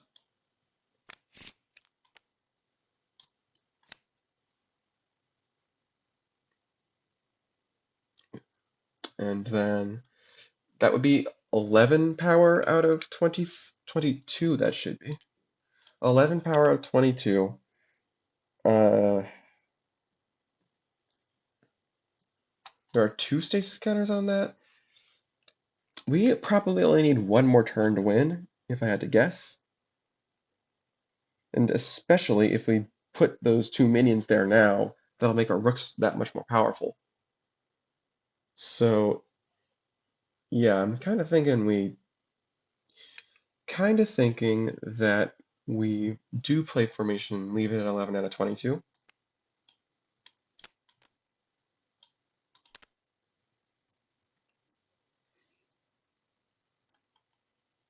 Yeah, because this is not able to be destroyed, and it's not likely to be broken up by a double score for the win. 10 power here and 11 power here. That's harder than it looks. Not impossible, but harder than it looks. Alright, so we'll leave it here. Okay, whatever. Alright. Now it's these guys' turn. The writing's kind of on the wall here.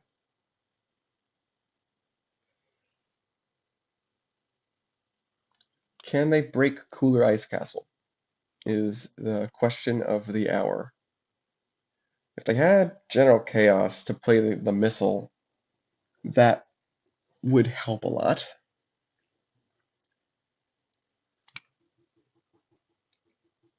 Let's see, how many minions have they seen? They have not seen many of their minions. 1, 2, 3 Bombardiers, Combat Caster. That's everything in the discard pile. Wow. So 4 in the discard pile. 1, 2 in the hand, 2 in play. So that's 8 out of 20 minions seen. So yeah, there's not a good chance of seeing General Chaos off of Stomp Attack.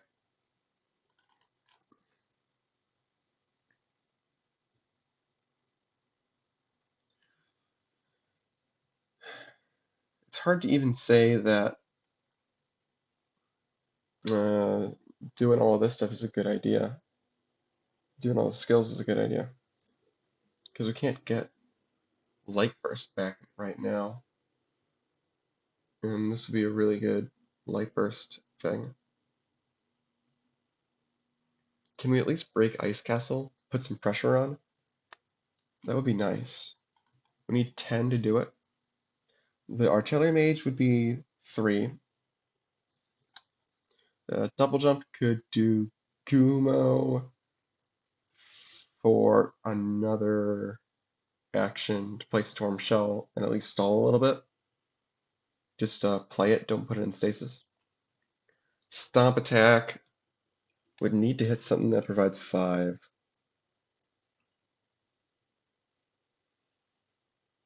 Hmm. Yeah, this is the sort of the problem with this deck is that it has a lot of potential, but when you actually start playing it, most of their ability to break bases is surprisingly from movement. They have some raw power output, but less than you'd think they do. So yeah, we could do coup, draw an Ori action instead. If that's Spirit Flame or even Wall Climb, that might help a little bit.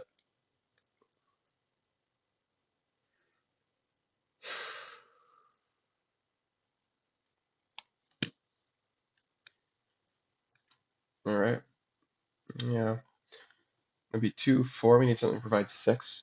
Spirit Flame would only be 2. Uh, yeah, I'm not seeing a way for this to break a base this turn, so we just need to stall. We'll still do coup here. Wall Climb, okay. Do Wall Climb, Double Jump, and then bash to move coup over and move pepperoni away. We could do pepperoni on Cooler Ice Castle and put coup on Towers of Eternia. That wouldn't be the worst thing ever. That would definitely be better. Okay, if we did do that, we would have, this is 6. This makes 11. Yes, 11. And Stop Attack needs to hit a 3, and we've already gone over the fact that everything's going to be at least 3. Okay, cool. Yeah, that'll do it. Sure. All right. And I suppose we may as well do Wall Climb as well. Ooh, that should be here. Ooh, okay. Neat. And we'll do we need to do Double Jump? If we're not going to play Storm Shell or something. What we could do is play Storm Shell. Well, we could also play Portable Foxhole. Because now everybody's going to be going for Crypt. So we could put Portable Foxhole on Crypt in preparation. And that wouldn't be the worst thing ever, actually. So yeah, getting an extra action out of that would not be bad. So yeah, we'll do Gumo, bank an extra action. We'll just do all of our skill stuff first. Then we'll do Bash. We'll move Pepperoni to Cooler Ice Castle. We'll move Coup to Towers of Eternia. And then we'll play Stomp Attack, play a minion. Ooh, morphed again. Wow, funny that keeps showing up. And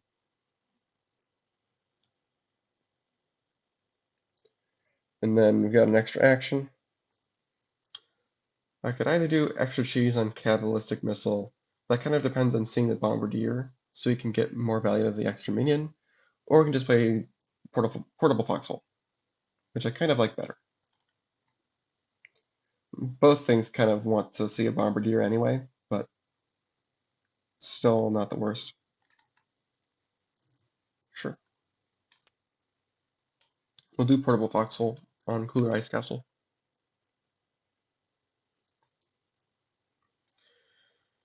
Alrighty. I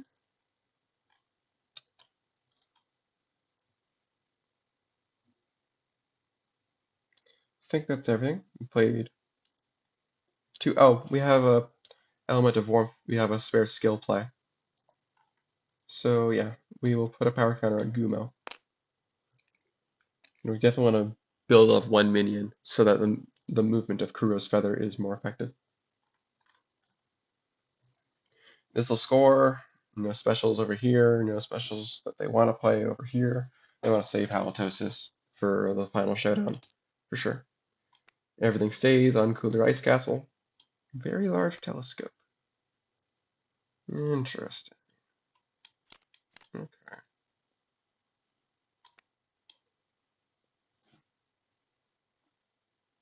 Okay. Let's turn over there. Stasis counters come off over here. They might still be able to win even without Pepperoni's 5 power, which would be quite impressive.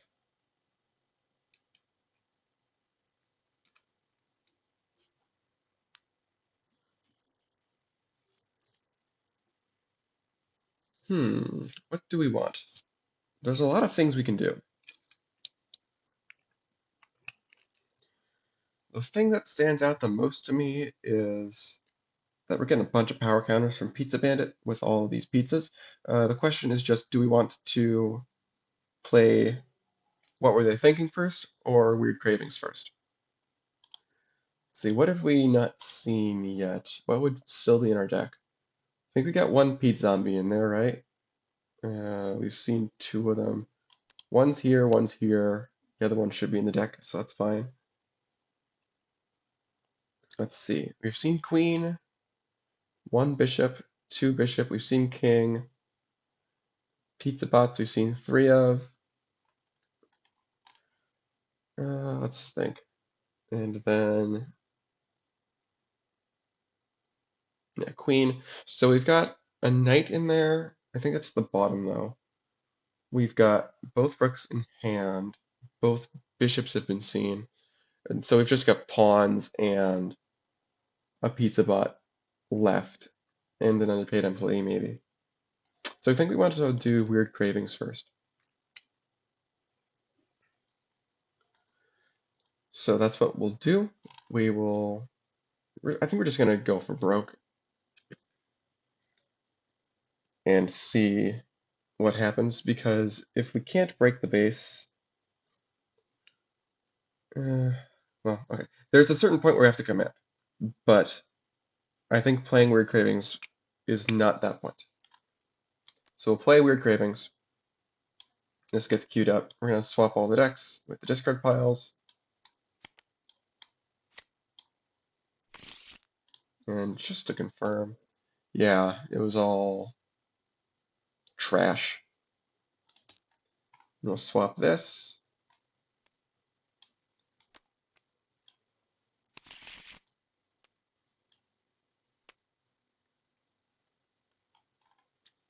Okay.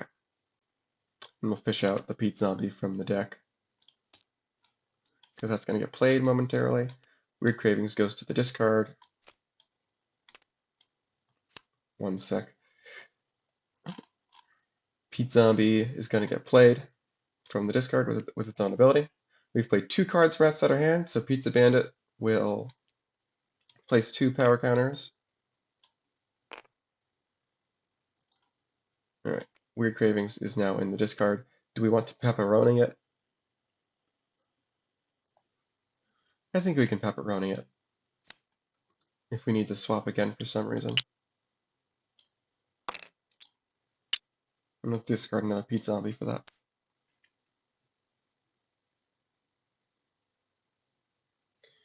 And then we'll use Very Large Telescope, I guess we may as well, to see what we're going to get with What Were They Thinking. We'll bury this Pizza Bot so that we get Queen.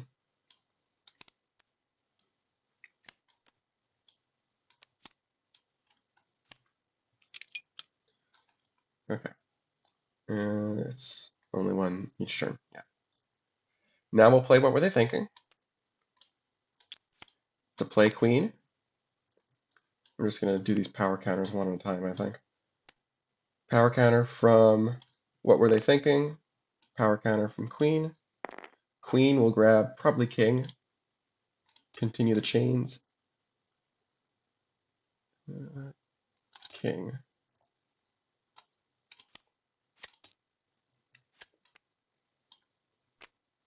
Power counter from King. King will destroy a pawn.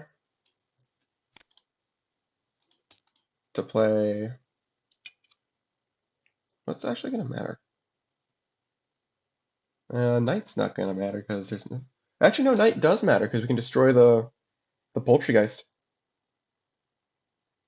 Yeah, sure. We'll play Knight.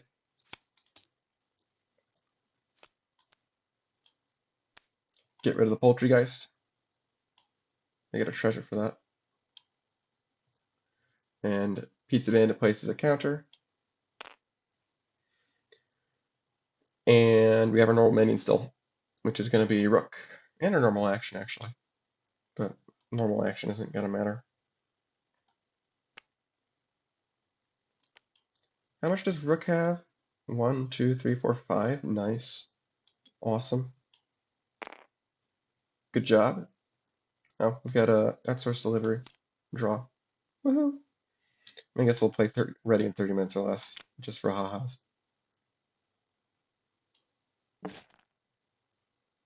That should not be 12, that should be 20. But yeah, that is the power of Weird Cravings Special. That is what that card does for this deck. Alright. Crypt of the Necrodancer is going to score. Nothing that these guys can do about it, I don't think. So that's 5 VP for the win. Kind of expected. I would be surprised if the 4-game lost 0-2. But now we need to play game 3. And I will see you all there. And we're back for game number 3. Now, since Pizza Chess won the last game, they're going second again this time. Let's see if they can pull out another win to move on. Whoever wins this game is moving on. The loser will be dropping down to the loser's bracket. We've got our high-risk base deck. Let's get started.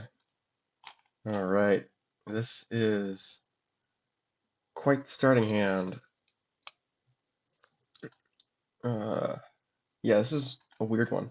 I don't know if we want to play Waterhammer because I found that out of all the salvos, that's when you really need a plan for. But at the same time, that you can kind of hope that the circumstances come up for it, especially in a base distribution like this, where you have small bases that could potentially take advantage of the movement. So yeah, I guess we can start with Element of Warmth. We'll put it on Center of the Galaxy. And I guess we'll play Waterhammer.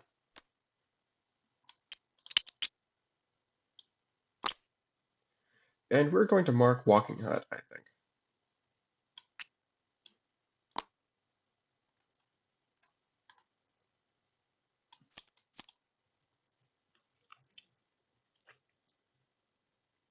All right. And then we'll be able to play coups on other bases. and move them in with water hammer, hopefully. Alright, what is Pizza Chest doing? Probably gonna play that Pizza Bot somewhere.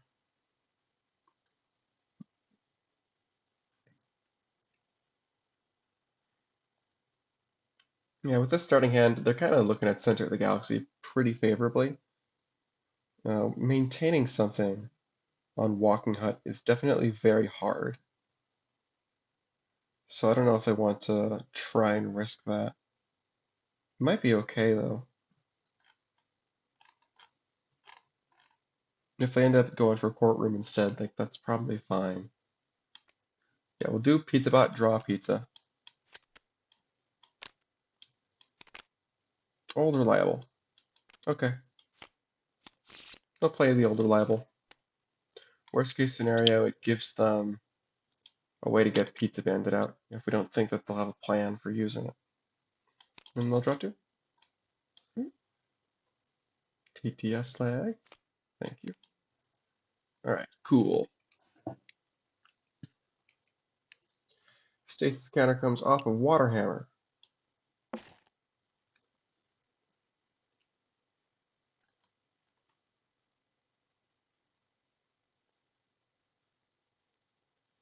I think we're going to play Coup on Center of the Galaxy to draw an Ori action.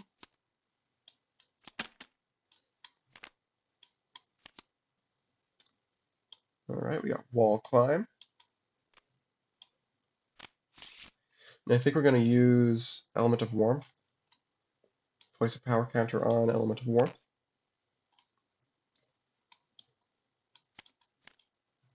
There we go.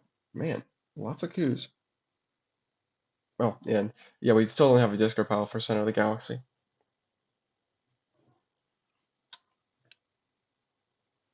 And that is mandatory, so you have to keep that in mind.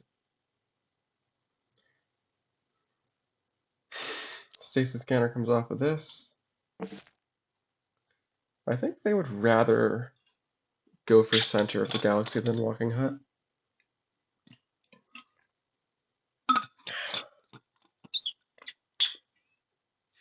I'm just thinking for a little bit.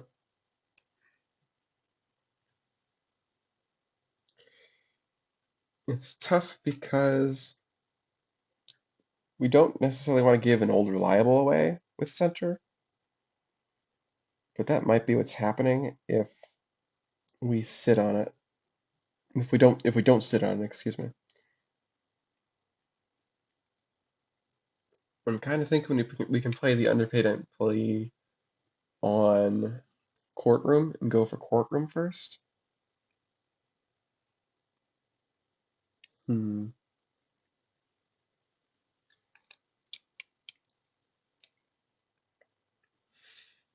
Hmm.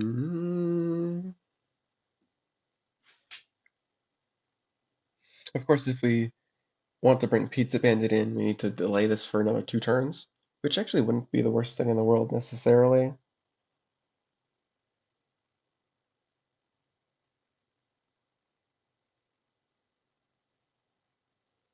Yeah, that wouldn't be the worst thing in the world. And obviously we're gonna have to punt on our action play since we don't have any actions. Yeah, I think I like that idea. Alright. Ooh, interesting. Okay, I think I like that.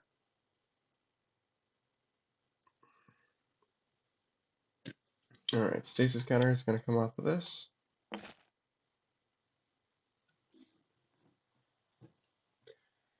We got one more stasis counter.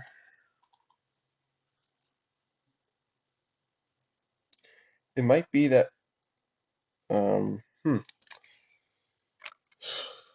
actually a good question because I don't know what we want to do with regards to Walking Hut stuff. Because we can't move both coups over with Water Hammer. We can move these 2 minions over with Water Hammer.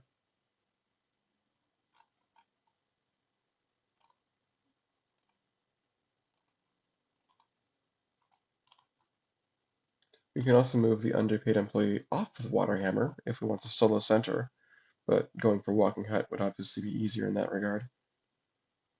It kind of feels like we want to continue stockpiling Ori actions, but putting more power on center seems like a bad idea with the old reliable potentially coming out next turn.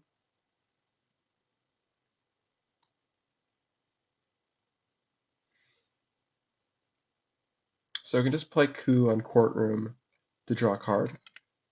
Again, due to the unreflected change, it has to be another minion. And if it's the only minion, we just draw a card. So we're not going to get anything in particular, we're just going to get something. I don't necessarily want to put the missile in stasis. And I also don't necessarily want to put Instant Fortress over on center, because then we can't move either of them with Waterhammer.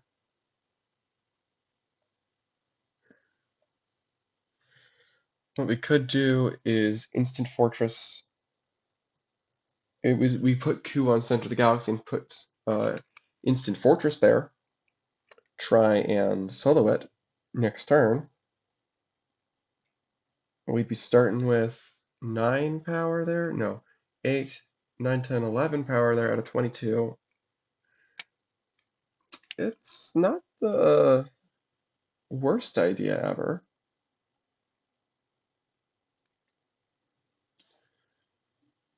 And then next turn we have Cabalistic Missile, among other things. And we can move some stuff over if we want. We can move the Pizza Bot off. There's lots of things we can do. So we might be able to get some efficient stuff out of that. I think I like that plan. We'll do Q, draw an Ori action again. Double jump. Then we'll do Instant Fortress.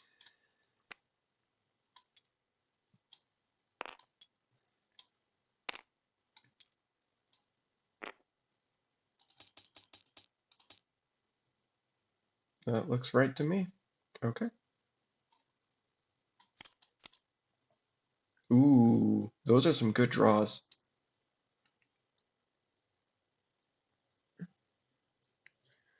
Okay, so this base is now 13 away from breaking.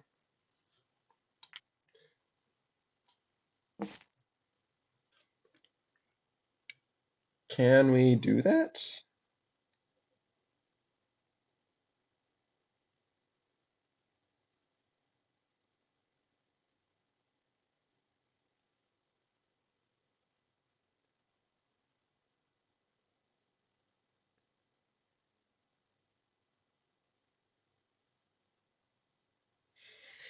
Doesn't look like we can. This might be a turn where we end up just playing the long game and hoping we can get Walking Hut on our own next turn. That'll be hard though, because this deck has no movement.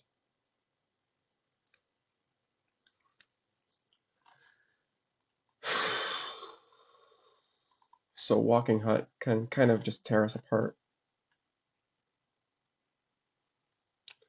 And Water Hammer means we kind of want to put a 4 and a 3 there. Let's just think about if we can break it or not. The options there are we do Old Reliable or we do Pizza Bandit.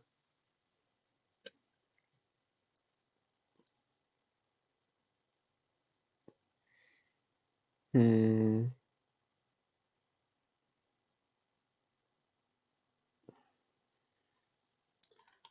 Queen can be 3, 4, 5 with a Pizza Bot. 6, 7, 8 if we use Center of the Galaxy, like we discard Old Reliable instead of putting stasis counters on it. On the other hand, Old Reliable itself would also be 3.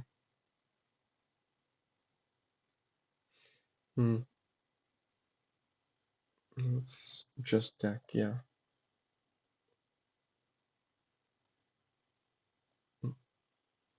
king.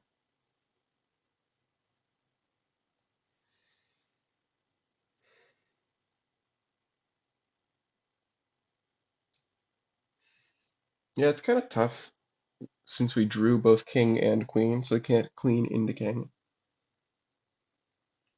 or king into queen. We cannot do either of those.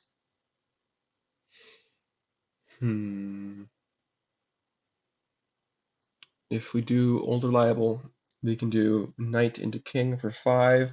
King destroys this pizza bot to play something else. Let's say that's a rook or something.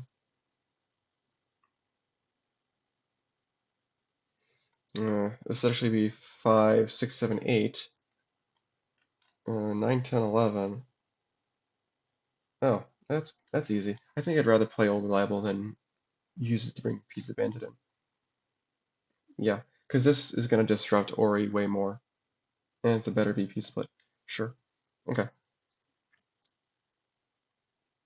On the other hand, no. Nah. Nah. On the other hand, we don't necessarily want to give away the old reliable. If we don't use the old reliable until after we do center the, we would after we would proc center the galaxy. That's 5 here. Destroy this for at least 8, 9, 10, 11. So we need 2 extra power out of whatever we play with king. I guess that's got to be 5, 6, 7, 8, 9, 10, 11. Yeah. So that would have to be a rook probably. Or it could be a knight to play a pawn, but I think I'd rather just play a rook. Better card efficiency.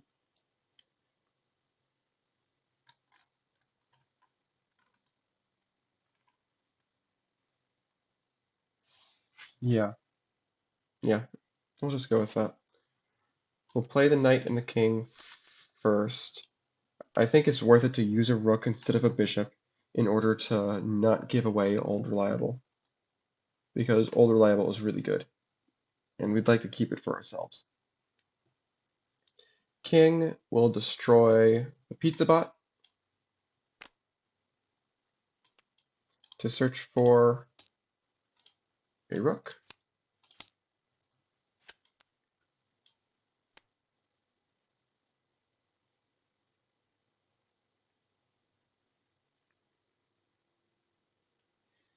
Who has +3.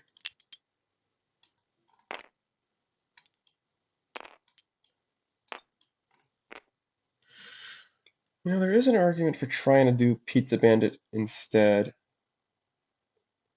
that it allows the underpaid employee to stay, but I don't know if that would actually happen because we're losing the old reliable power and we're losing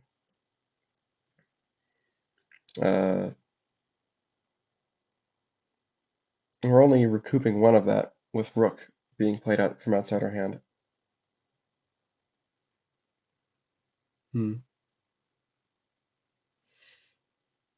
Yeah, we're losing an action play, unfortunately. We're punting on the action play. And there's no way to do this where we give away a pizza bot instead, because king is what's destroying the pizza bot to put it in the discard in the first place.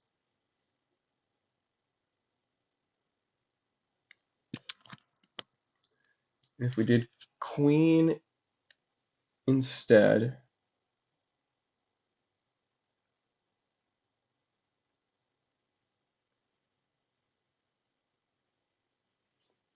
you know what? No, I'm just not going to overthink this. Let's just go with this.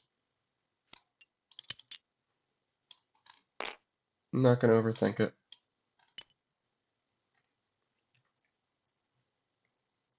Blow through the instant fortress. Say no.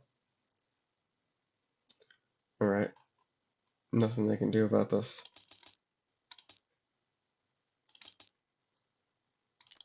Sucks for them. Definitely sucks for them. What the heck? There we go.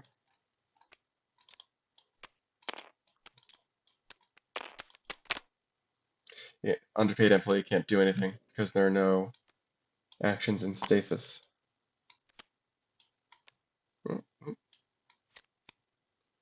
Okay.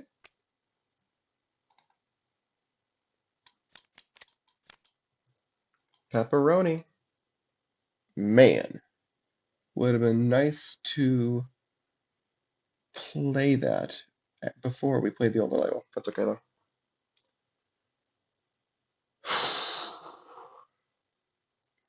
Now we've got all of this stuff.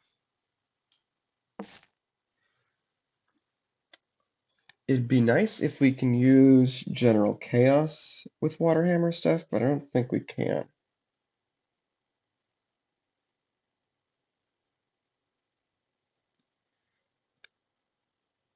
Hmm.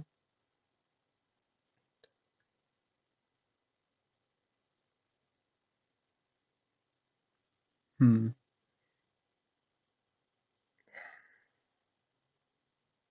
Yeah, we can't play two minions this turn at all.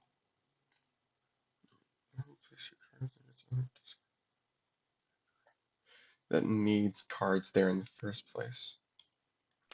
So yeah, well, it looks like Waterhammer's just going to get wasted. It's unfortunate. Unfortunate.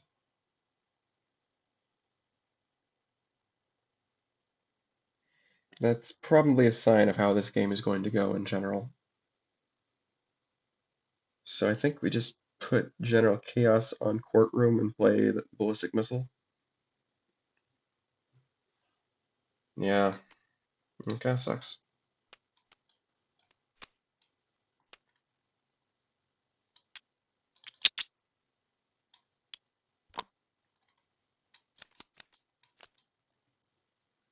Okay. Pepperoni. It's probably coming out this turn. Or no. We're going to do a Pizza Bot. We're going to do a Pizza Bot so that we can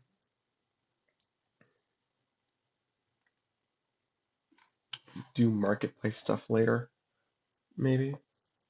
And so that we can fill out our action play this turn. Play a Pizza Bot, draw a pizza. No. Old reliable. Put that into stasis.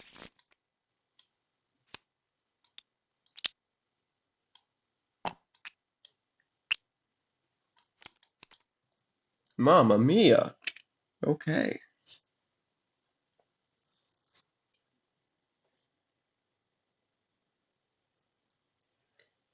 Over here.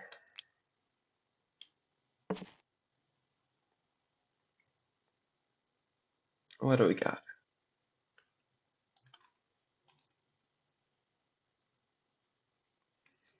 We can do Artillery Mage over on Marketplace. Why is this? Oh, yeah.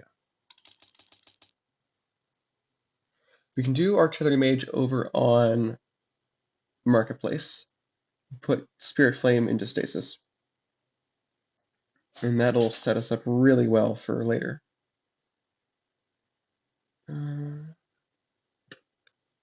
It does punt on our action this turn, but pretty much everything would do that always, pretty much. The other option is that we play Coup to draw a War Mage action. I think I'd rather get the Artillery Mage going, though. Put two stasis counters on Spirit Flame, especially now since playing it this turn lines those up. And yeah, just not playing action.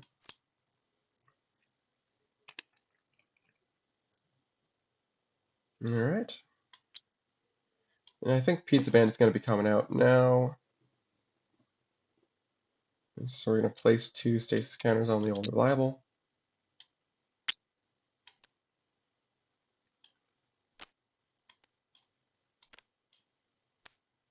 So Pizza Bandit comes out. And now we'll play Pepperoni. Worst case scenario, we have outsourced delivery and And ready in 30 minutes? Yeah, that's what we'll do. We'll use outsourced delivery to draw. Promotion. Okay. We can use that in the pizza bot when we're ready to break this. Then we'll play ready in 30 minutes.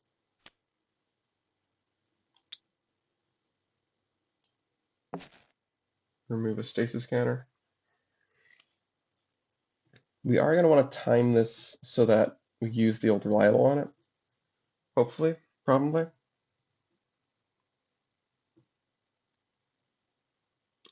Yeah. Although this stuff is going to come out first. So maybe what we do in... we don't have much ability to stall is the thing. Well, what we might be able to do and what we might want to do is to plan on breaking Marketplace next turn.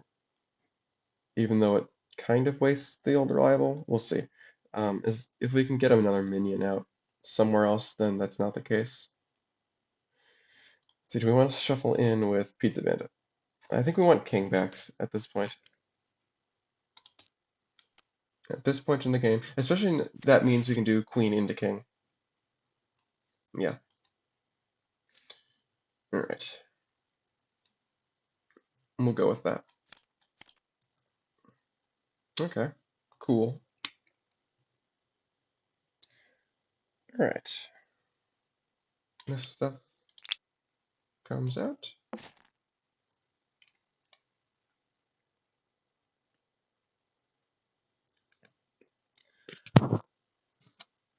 Now, this stuff is now armed as far as the artillery mage is concerned. And we've got General Chaos out. We can also speed things up with General Chaos if we decide that we want to do it now instead.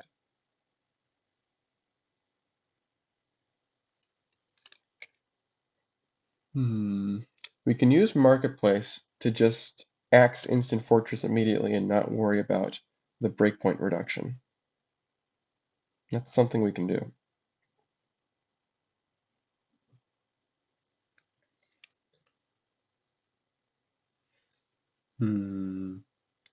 It's not solo. We kind of might want solo, but at the same time,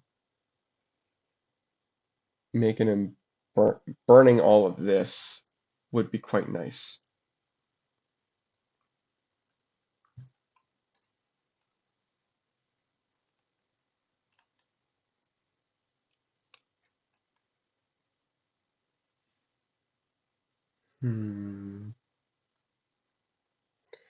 Could we possibly score Walking Hut this turn? Probably not.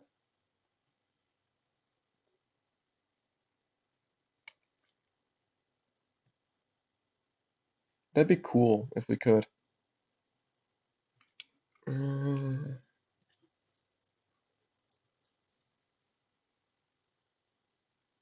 Let's end.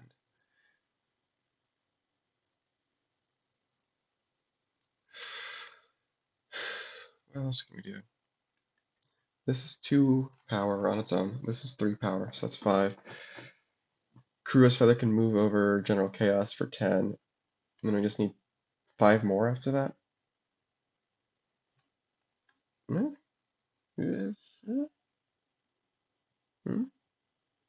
Seems potentially doable. Maybe. We can only actually play one of these though.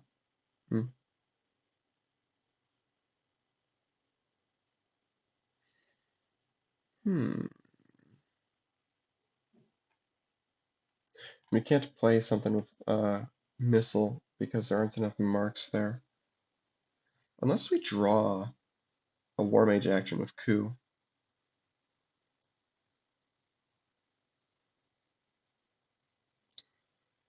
That'd be nice if we could.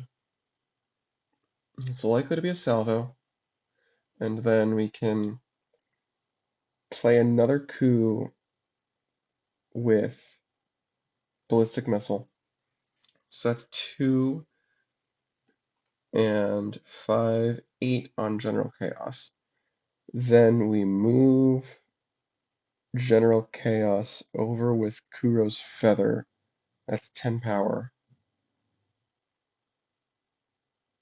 And we're supposing that all of our actions are the skills.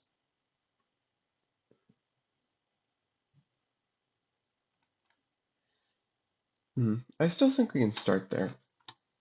Start with Ku on Courtroom to draw a War Mage action. Oh, Bash would have been nice. Boulder Bomb.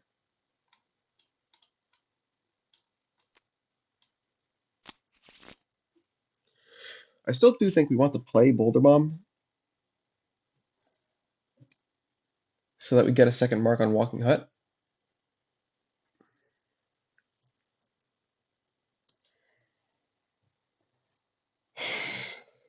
Yeah, I do think we want to do that. I think we should leave these alone and then they can come out whenever we want. Yeah. We'll play Boulder Bomb at least.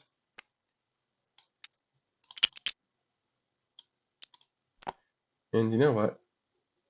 That's gonna mark Walking Hut like we said. And we'll use General Chaos to remove a counter from that. Yeah. Because this will help us with preservation if we can pull it off. Because we can also use General Chaos next turn to play that. Okay, now we're thinking. Ooh, Bombardier. Great. Awesome. Yeah, they'll probably be able to solo Walking Hut next turn without using General Chaos. Without losing General Chaos to the discard pile, excuse me. Alright, Marketplace. This is slightly dangerous, but I think they're going to go for it anyway. It's only 3 starting power, so at most it builds their momentum. Like, big whoop.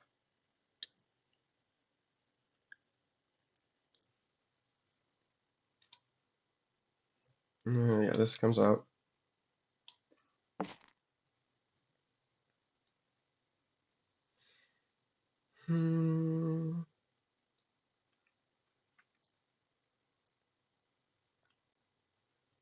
We can do Queen to grab a Pizza Bot.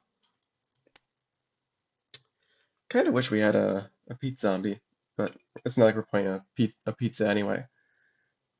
Alright. The plan is that we're going to get rid of outsourced delivery in order to play an extra minion there.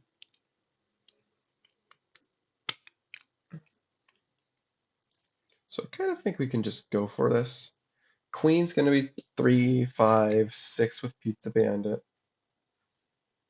When we do outsourced, when we get rid of outsourced, I mean that's going to be another 2 or 3, 6, 8 out of 15.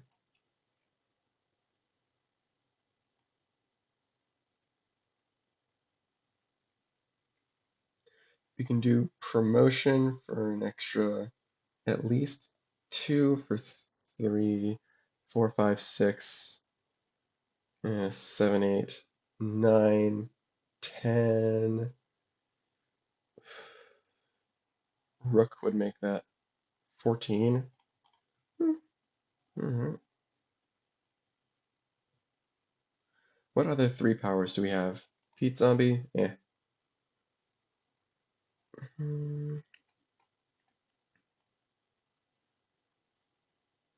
I'm assuming that we're just going to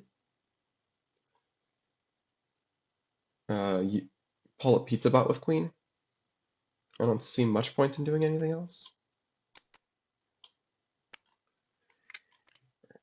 We'll do Queen.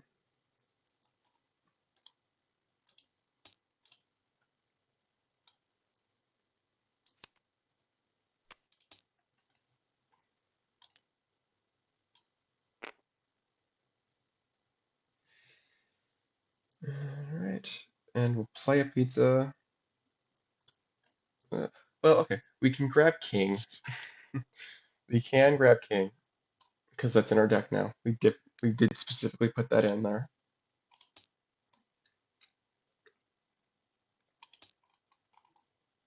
It'd be really cool if we could squeeze in knight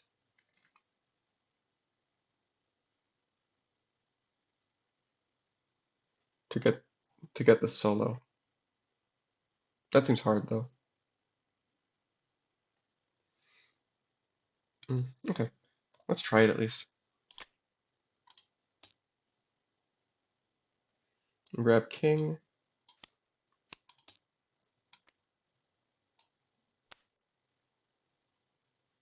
King will axe the pizza bot.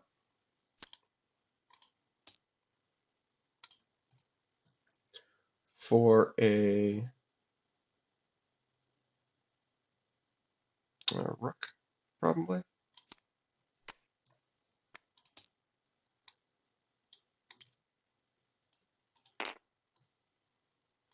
That'll place another power counter.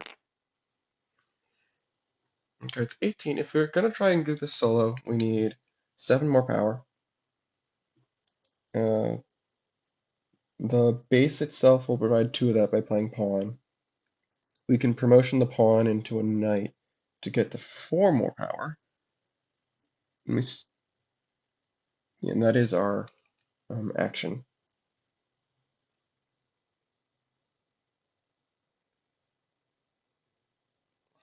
Hmm.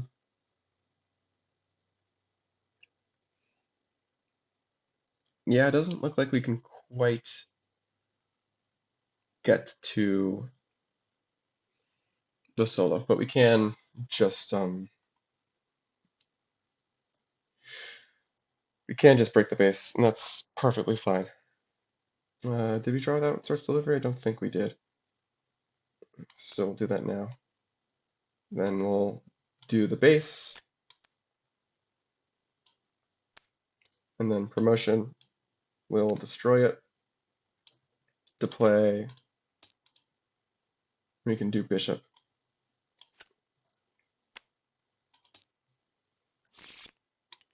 Pizza Bandit will place a counter. Bishop draws 2. Great. And formation. Hmm, hmm.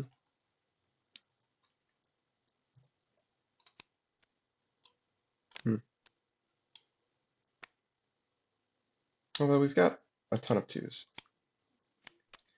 We've got a ton of 2s, and we're probably going to want to go for something else next turn.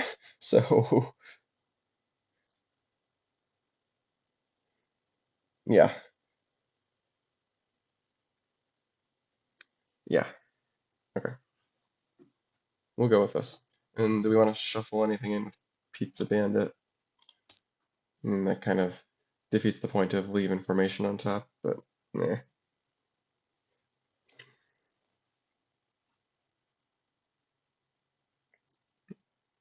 I don't think we want any of this back. Possibly second rook. Possibly second rook. But we're also getting to the point where we're going to play Weird Cravings, so we don't necessarily need it. We can wait. Be patient. Okay. Marketplace is scoring. Are these guys going to do anything? Missile doesn't do anything. Spirit Flame might do something. Although I think it's better for them to wait and just do that on their turn. Yeah, definitely is. Yeah, the artillery mage won't do anything. I mean, it put the skill in stasis, which is invaluable in and of itself.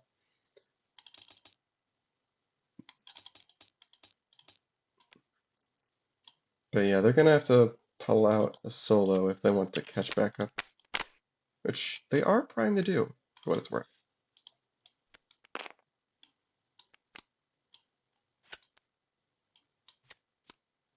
Okay, we need to get up our colossi.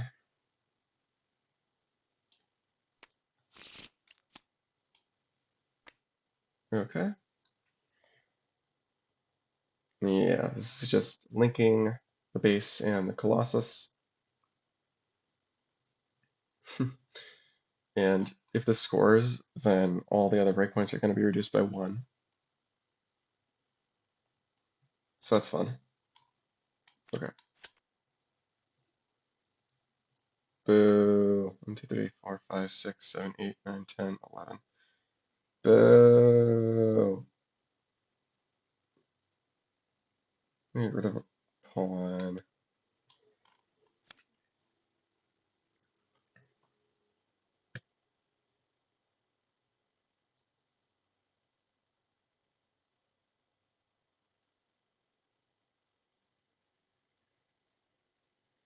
Okay. All of this comes off. They should be able to score Walking Hut.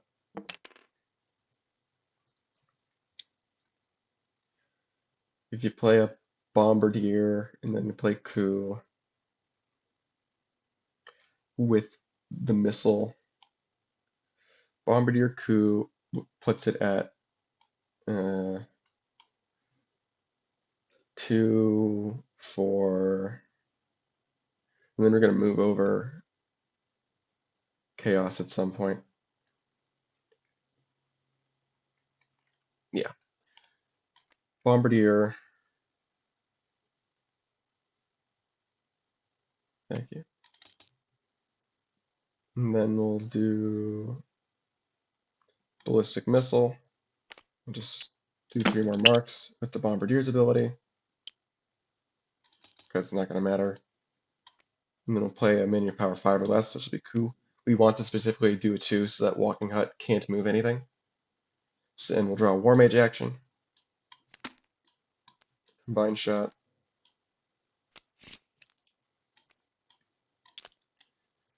General Chaos will remove the stasis counter with its talent.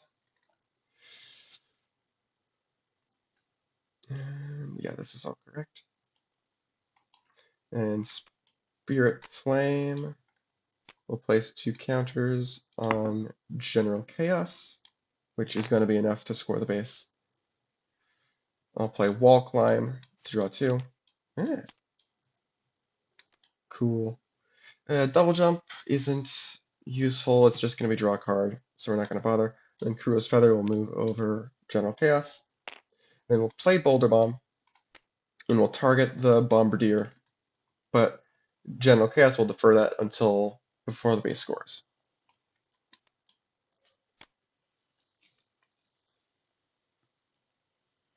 Okay. Walking Hut scores, nothing Pizza Chest can do about it. That's 4.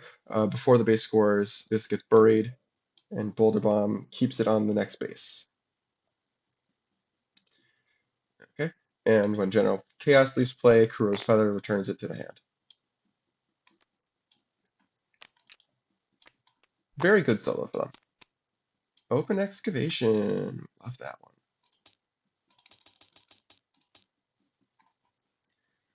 Alright, I think that's it. Yeah. 1, 2, 3, 4, 5, 6, 7, 8, 9, 10, 11. Organize our skills. Oh, that's the only skill. What do they not need? Probably not a second artillery mage.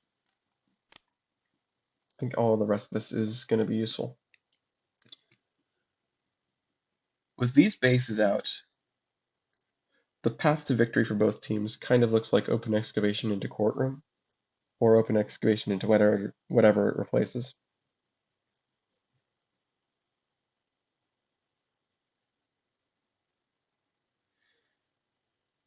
Hmm. And with the old reliable coming out, that feels like it's going to be pizza chests to take. Because we can just formation for 2 things, old reliable for the last 3 power, and then put a minion somewhere else to score to bring Pizza Bandit out next turn. Temple of Jamal is cool, but probably going to get ignored because Well, actually, that's not true. Uh, these guys might end up going for that as intermediate VP. But yeah, we'll do formation for Pizza Bot and a pawn. Pizza Bot will play Weird Cravings.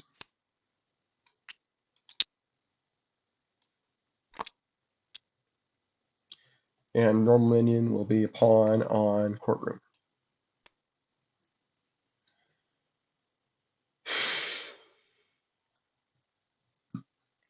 And they're gonna have these guys present a card or discard a card with Courtroom's ability. They're gonna present the Combat Caster because that's getting played next turn. And they don't want the breakpoint reduction right now. Okay, Open Excavation's gonna score because they're gonna play the old reliable. Man, we haven't seen any Pete zombies yet. It's kind of funny.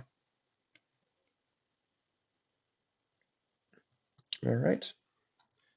Yeah, Open Excavation scores, nothing they can do. So 1 VP from Open Excavation's ability. This Bombardier unfortunately goes away. These go away. Open Excavation itself does not go away. Flying Tavern, oh boy. That makes things interesting. It really does. Okay, we're gonna do this like this. Flying Tavern with Open Excavation on it. That's really interesting. Hold on. Let's do it this way. Yeah. Okay. Oh, I see what's happening. So the breakpoint here is supposed to be 23 due to Open Excavation. Okay, there we go.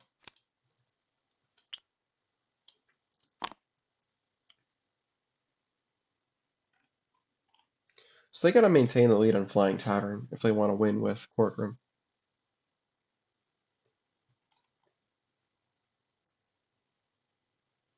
All right. What are these guys doing? They're probably gonna play the Combat Caster on Flying Tavern. And then Missile to do Combined Shot? They don't necessarily need...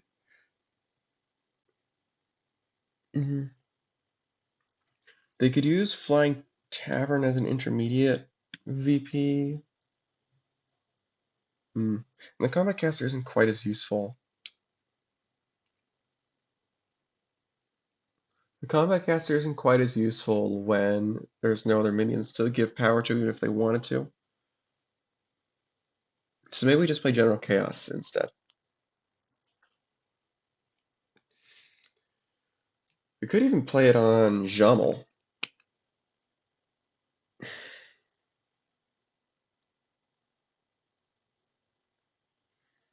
Yeah, that's not the worst idea.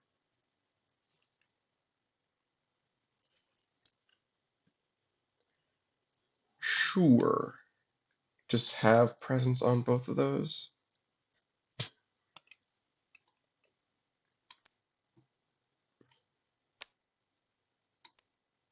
We're going to put the presented cards over here.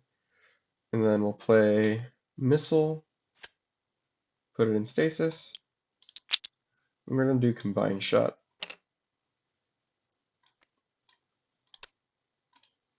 What are the options? And we're going to mark Jamel, I think. The main thing is that we just need to break Quadrator. That's going to be easier than Jamel. So what's actually going to help? Waterhammer might actually help. With coup out and pawn out? Yeah, Waterhammer's special might help.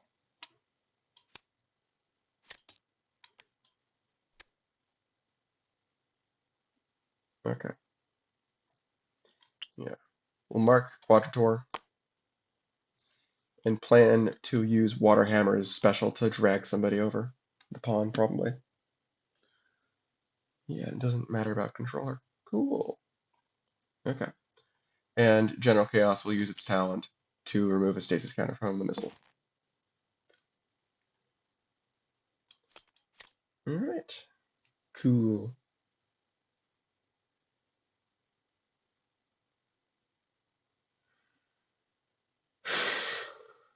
Yep, that's it.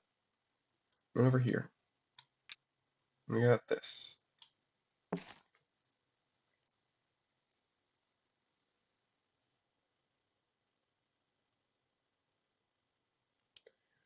This is actually a bit of a tough spot. Like, next turn, they kind of just crush things. But right now, they need a way to get some guarantees. Because they're staring down 4 VP solo, potentially, over there. And that what they could try to do is put presence on Flying Tavern and Jamal. Well, that's not really going to matter. The player with the most power here. I swap this space for it and continue scoring. Yes, so the same base keeps scoring and Flying Tavern scores. Okay. Yeah, I understand how that works. So yeah, doing Flying Tavern would be good insurance against getting soloed, actually. Because you can swap Quadrator for Flying Tavern. Yeah, it would be. So what we could do is Knight and Pawn on Flying Tavern, and then Mamma Mia put Pizza Bandit on Courtroom. Yeah, I think I like that idea. Because what'll happen is if Quadrator scores, Flying Tavern can swap for it. And then, unless they have presence over here, unless they're in the late here, they're not going to get. Well, okay. What's really going to happen is these two swap. Quadrator continues scoring, but with whatever's over here, what was on Flying Tavern for points. So Pizza Chess would get the 1 VP instead. Uh, these guys would probably still get the 3, the 3 solo. That would be a score of 11 to 12.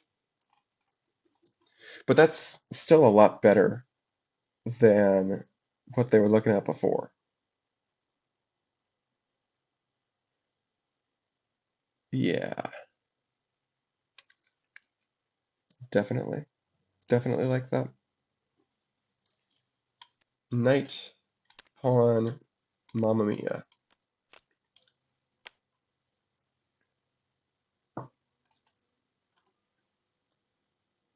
Huh.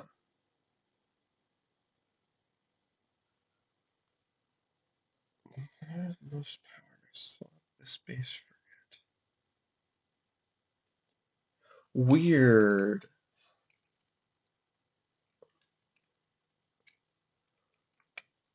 So I'm looking at this, and Quadrator is going to swap to here, but Open Excavation stays here.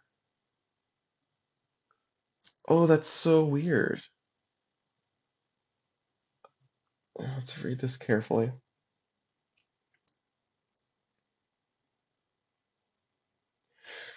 So that means Open Excavation is going to go away, because Quadrator doesn't get replaced. Because Colossi don't get replaced in general. Wow, that's weird. Wow, okay. Okay, does Pizza Bandit want to do anything with the deck? Is there anything we might particularly want to draw at the end of our turn?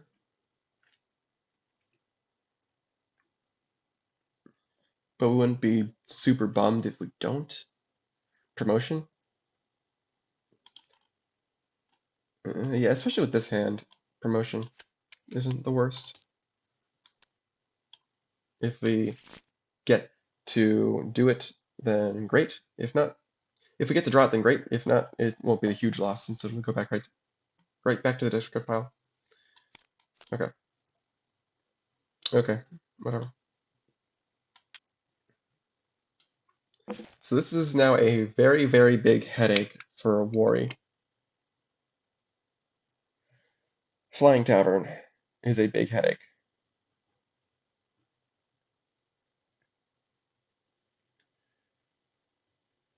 What do they do?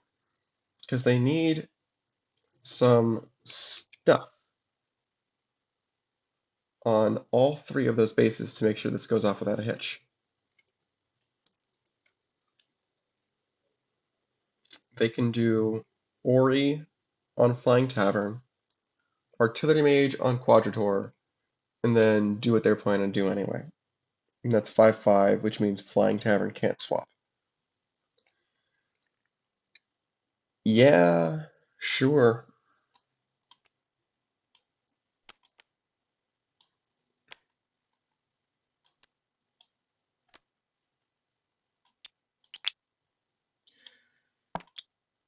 And General Chaos will remove the stasis counter from Missile. We'll give the Artillery Mage +1, or +3, excuse me. And we'll play an extra minion of power 1 or less on Quadrator. And then we'll do Water Hammer's ability to move over the pawn. Both minions now have +1 with Quadrator's ability, which is exactly what we need. And Salvo will return to hand. These two get shuffled into the deck.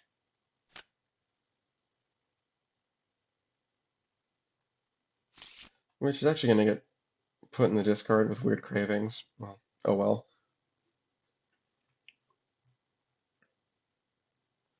But they're going to get their 4VP solo,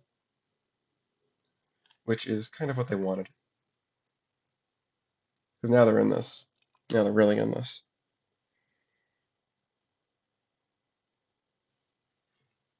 Alright, Quadrator is going to score. Nothing these guys can do. It's a 1VP there. I'll search for a minion and draw it. I might want a Bombardier. Losing all the other Bombardiers to the discard would suck.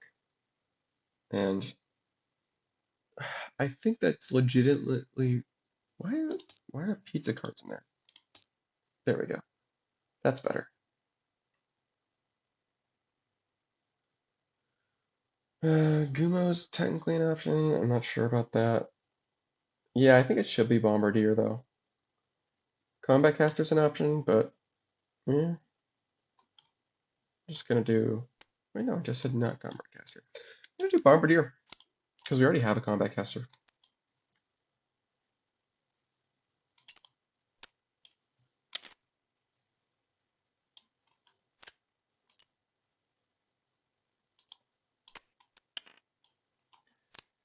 Quadrator is now in the Colossus discard pile. Means all of these breakpoints are down by 1. And Temple of Jamal is going to score now, which will give Warmages 3. Good job, General Chaos.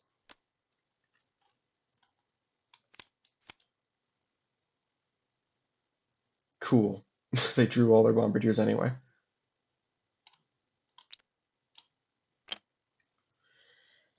Okay, this is a sticky situation for these guys now.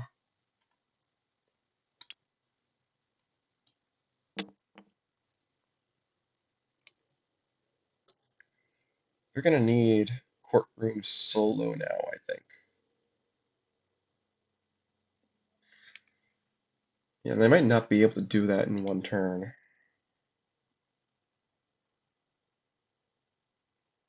They're going to need to pull that off with a Knight.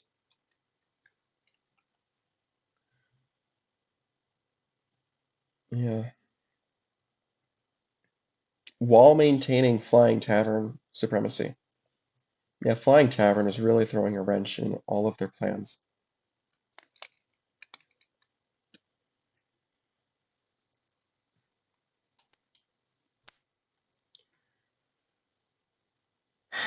Let's think.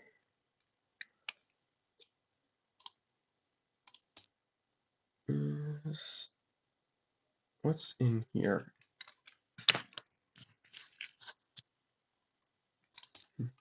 Okay, I think I know their plan of action. They're going to do Underpaid Employee to receive some stuff from Pizza Bandit. Then they'll do Weird Cravings. Well, this swaps stuff first.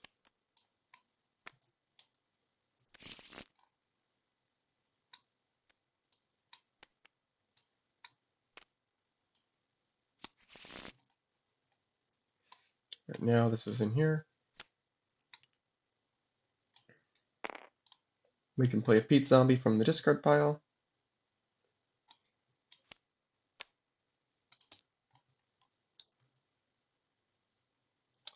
Which will also place a counter.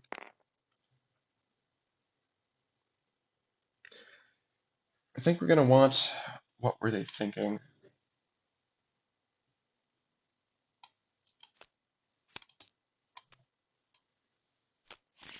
Because that might be able to pull them out with a phase 3 knight if needed. It's sort of unlikely, but makes it more likely, setting itself up for success, you know? And then we have normal action, I guess.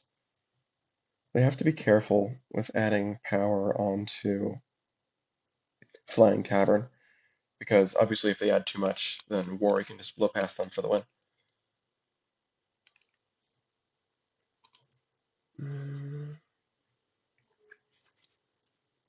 For now, they don't need to add anything, because it's tied. So I think they'll just do formation for 2 pawns here. And then they'll draw.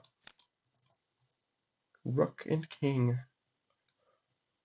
Okay.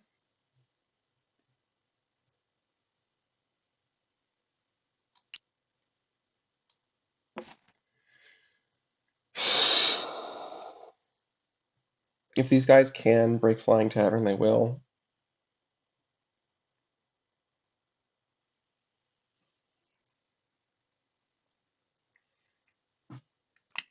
Hmm.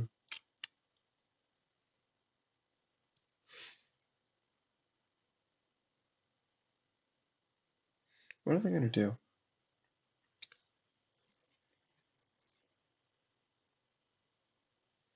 Yeah, Portable Foxhole, as it turns out, will not be needed here.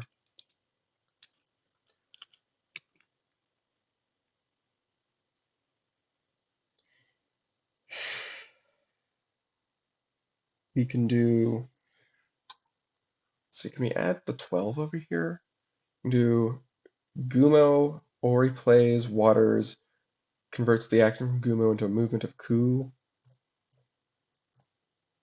Or we can play double jump to get 2 actions.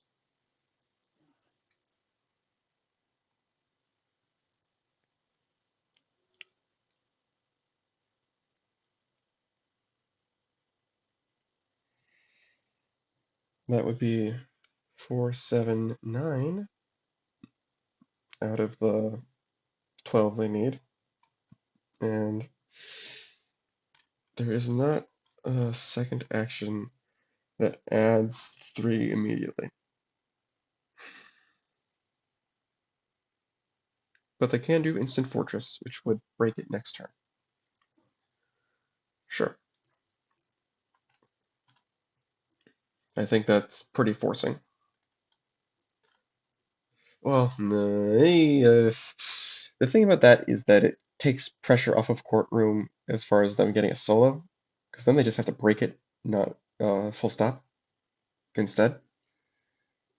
So it might be better to do Combat Caster instead. Combat Caster and Bombardier. Combat Combat Caster and Element of Waters?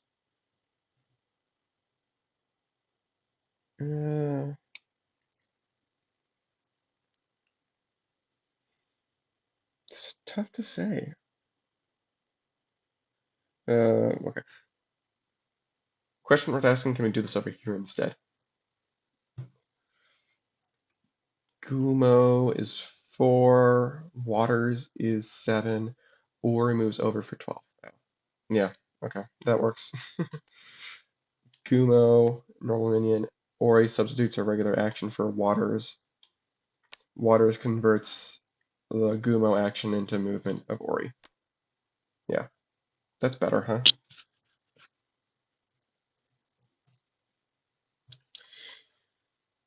Yeah, I mean, it's,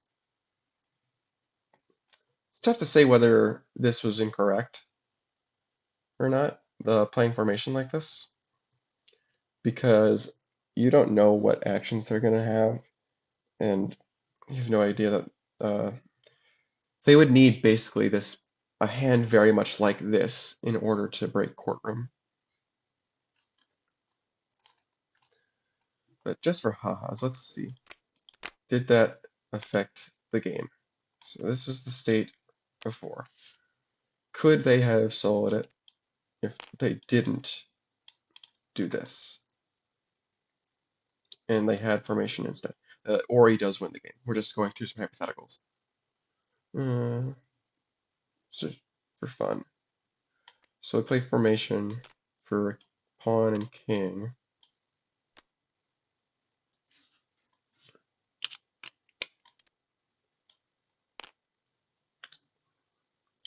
King can kill this pawn. No, they don't want to do that because they need the power there. So king kills, I guess, this pawn.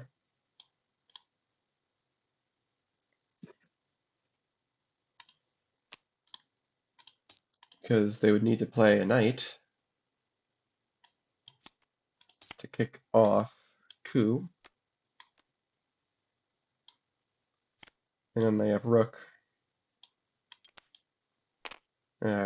Pizza Bandit plays the counter for knight being played.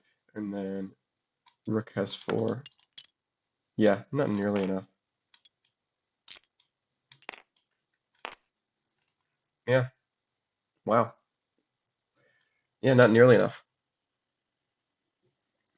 And even if they ask these guys to present something, they're not going to do that. That's still not enough anyway. Okay, Ori wins. They'll be moving on. I know not many people predicted that in the challenge prediction, so good job to those of you who did. I know I did not. All right, and I'll see you in the next match.